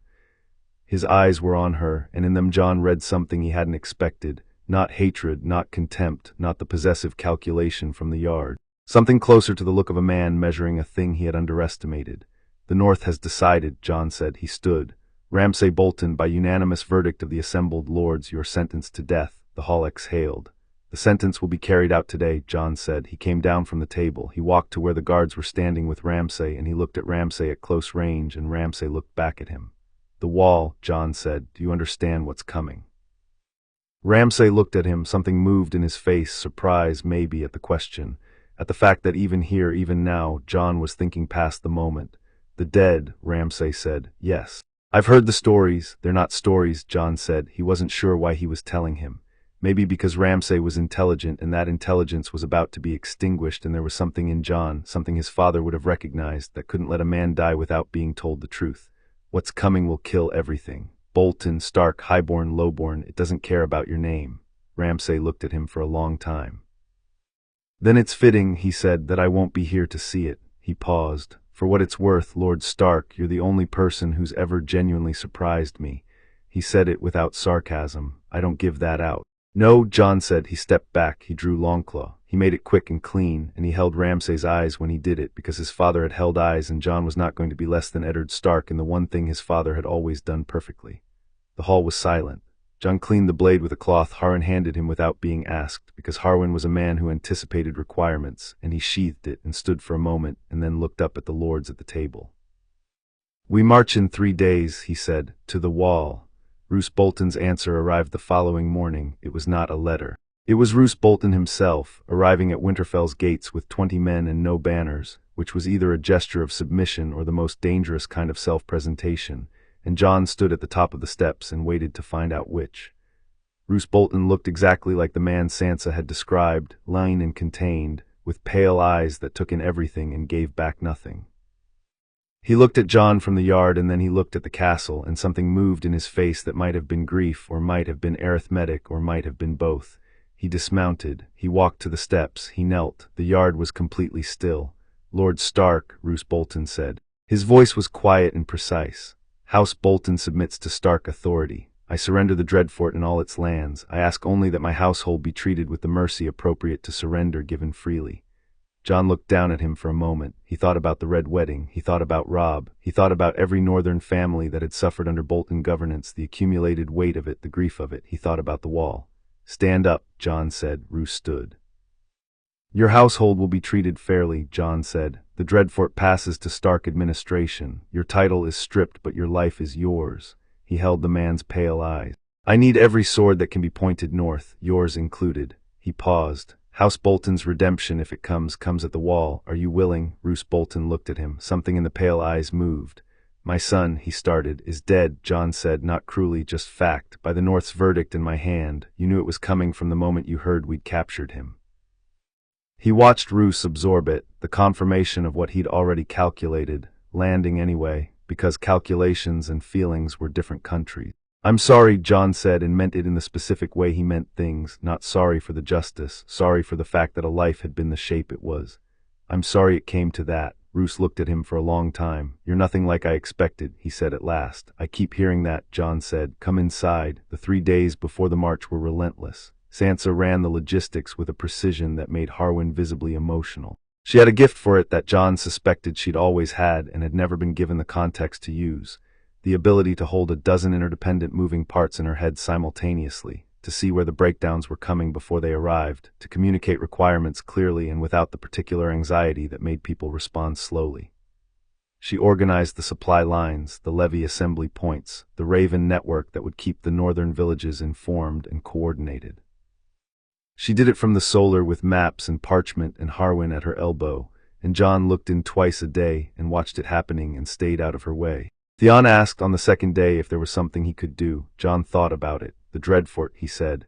"Roose has surrendered it, but the garrison there needs to be told, settled, integrated, or dismissed. I need someone who knows the castle to go with the men I'm sending to take possession." He looked at Theon. "That person doesn't have to be you, but if you want it, I want it," Theon said, no hesitation. He looked different than he had on arrival. Not restored. Jon didn't think restored was the right word, because you couldn't restore what had been done. You could only build something new on the surviving foundation. But there was direction in him now, and direction was what the surviving foundation needed. "Take 20 men," Jon said. "Hobb will give you a letter of authority. The garrison will stand down. Roose has sent word ahead." He paused. Theon looked at him. "Come back when it's done," Jon said. "There's a place for you here if you want it." Theon's jaw worked. "I'll come back," he said. Jon believed him. On the second evening, a raven arrived from Stannis. Not from Stannis himself, from Davos, who had ridden ahead to serve as liaison, which meant Davos was already moving. The letter was short and characteristically Davos in its economy. He's furious about the levies. He's also under the furious impressed. He says, and I quote exactly because it needs to be precise, "If Snow wants to fight dead men instead of sending me soldiers, at least he'll die doing something useful." He then spent 20 minutes talking about the Wall's strategic importance that was almost entirely a recitation of your arguments back at him. "He's moving toward your position, slowly, the way continents move." Jon read it twice and then put it on the fire, because Stannis' private communications deserved that much. On the third evening, he walked the Godswood one final time before the march. He'd said nothing to the household about it being deliberate, a last walk, the walk before things changed again. But Ghost came with him and they moved through the dark trees, and the black pool reflected nothing except the sky, and Jon stood at the heart tree and looked at its face. He'd been a bastard when he first stood here. He'd been a boy who wanted things he'd been told he couldn't have. He'd been a man of the Watch and then a Lord Commander, and then, by the strangest chain of events available to the universe, the Lord of Winterfell. He thought about all of it and felt it without managing it, the grief and the gratitude and the weight, and then he straightened and walked back toward the castle. Sansa was at the Godswood door. He stopped. "I thought you'd be here," she said. "You know me too well already," he said. "We're making up for time lost." She fell into step beside him, and they walked back toward the hall together, the castle's torchlight finding them through the corridor windows. "I'm not coming to the wall," she said. "I know. Someone has to hold Winterfell." "I know," he looked at her. "There's no one I'd trust more." She nodded, and they walked for a moment in the kind of silence that doesn't need filling. "If something happens," she started. "It won't," he said. "Jon, I know," he said. "If something happens, you're Lady of Winterfell in full right, with Manderly's backing and Umber's swords and every lord who bent the knee. You hold the north." He paused. "But nothing is going to happen. You can't promise that." "No," he agreed, "but I can tell you that I intend very strongly for it to be true." She stopped walking and turned to look at him, and in the torchlight her face was Sansa's face, the face he'd known since childhood, the face that had survived more than faces should have to survive, and also something else, something she'd grown into, something that Winterfell's stone and the Godswood's patience and the long, brutal education of the last years had shaped into something that might outlast all of them. "Come back," she said. "Plan on it," he said. The same words, always the same words. She hugged him, not the careful, uncertain hug of the first day, but the full-armed grip of someone who had decided to stop being careful about this. Jon held on. "Take care of my castle," he said. "Our castle," she said into his shoulder. "Our castle," he agreed. They marched at dawn. Jon rode at the column's head, 2,000 swords, the full committed levy of every northern lord who had bent the knee, plus Carsey's riders on the flank and Roose Bolton's 200 on the rear, which was either a statement of trust or a statement of pragmatic inclusion depending on how you read it. Jon read it as both. The north stretched out before him in the thin winter light, enormous and cold and gray and beautiful in the specific way of things that don't care whether you find them beautiful or not. Ghost ran ahead, already half invisible in the frost-pale morning, ranging out and doubling back, the way he always did. Jon watched him move and felt the familiar thread of connection, the sense of something parallel moving alongside his own life. Davos rode up beside him as the castle fell behind. "How's the arm?" he said. "Fine. Meister Harwin said you haven't been changing the dressing properly." "Meister Harwin worries too much." "He worries exactly the right amount," Davos said. "You worry too little, which is why he has to compensate." He glanced back at the column. "Roose Bolton's soldiers are keeping good discipline." Yes, Jon had been watching. He knows what this march means. He's not going to do anything stupid. "And after," Davos said, "after the wall," assuming he stopped, found different words. "When this is over, what does the north look like?" Jon thought about it honestly. He thought about the wall and the army behind it and the scale of what was coming, which was not like anything that had come before, not any of the wars or betrayals or political upheavals that had shaped the world in human memory. It was older and larger, and it required a different kind of response, not political maneuvering, not careful alliance management, but the raw application of everything the North had, focused north like a weapon. "It looks like a north that survived," Jon said. "That's the first thing. Everything after that is secondary. And after surviving, then we build something that makes surviving worth it." He looked at the road ahead, the gray King's Road running north through the frost and the dark fields and the sleeping forests. "I spent my whole life being told what I wasn't. Bastard, outsider, half, not enough." He paused. "I'm done with that conversation. The North is done with it. We're going to win, and after we win, we're going to be something." Davos was quiet for a moment. "You know," he said, "when Stannis made this decision, the legitimization, Winterfell, all of it, I thought it was a clever political move, that he was playing you as a piece."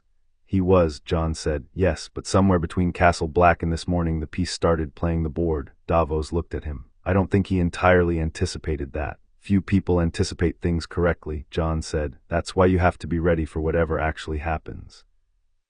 Davos made the sound that was his compressed laugh. "I'll write to Stannis tonight," he said. "Tell him about the march, tell him what you need from the south.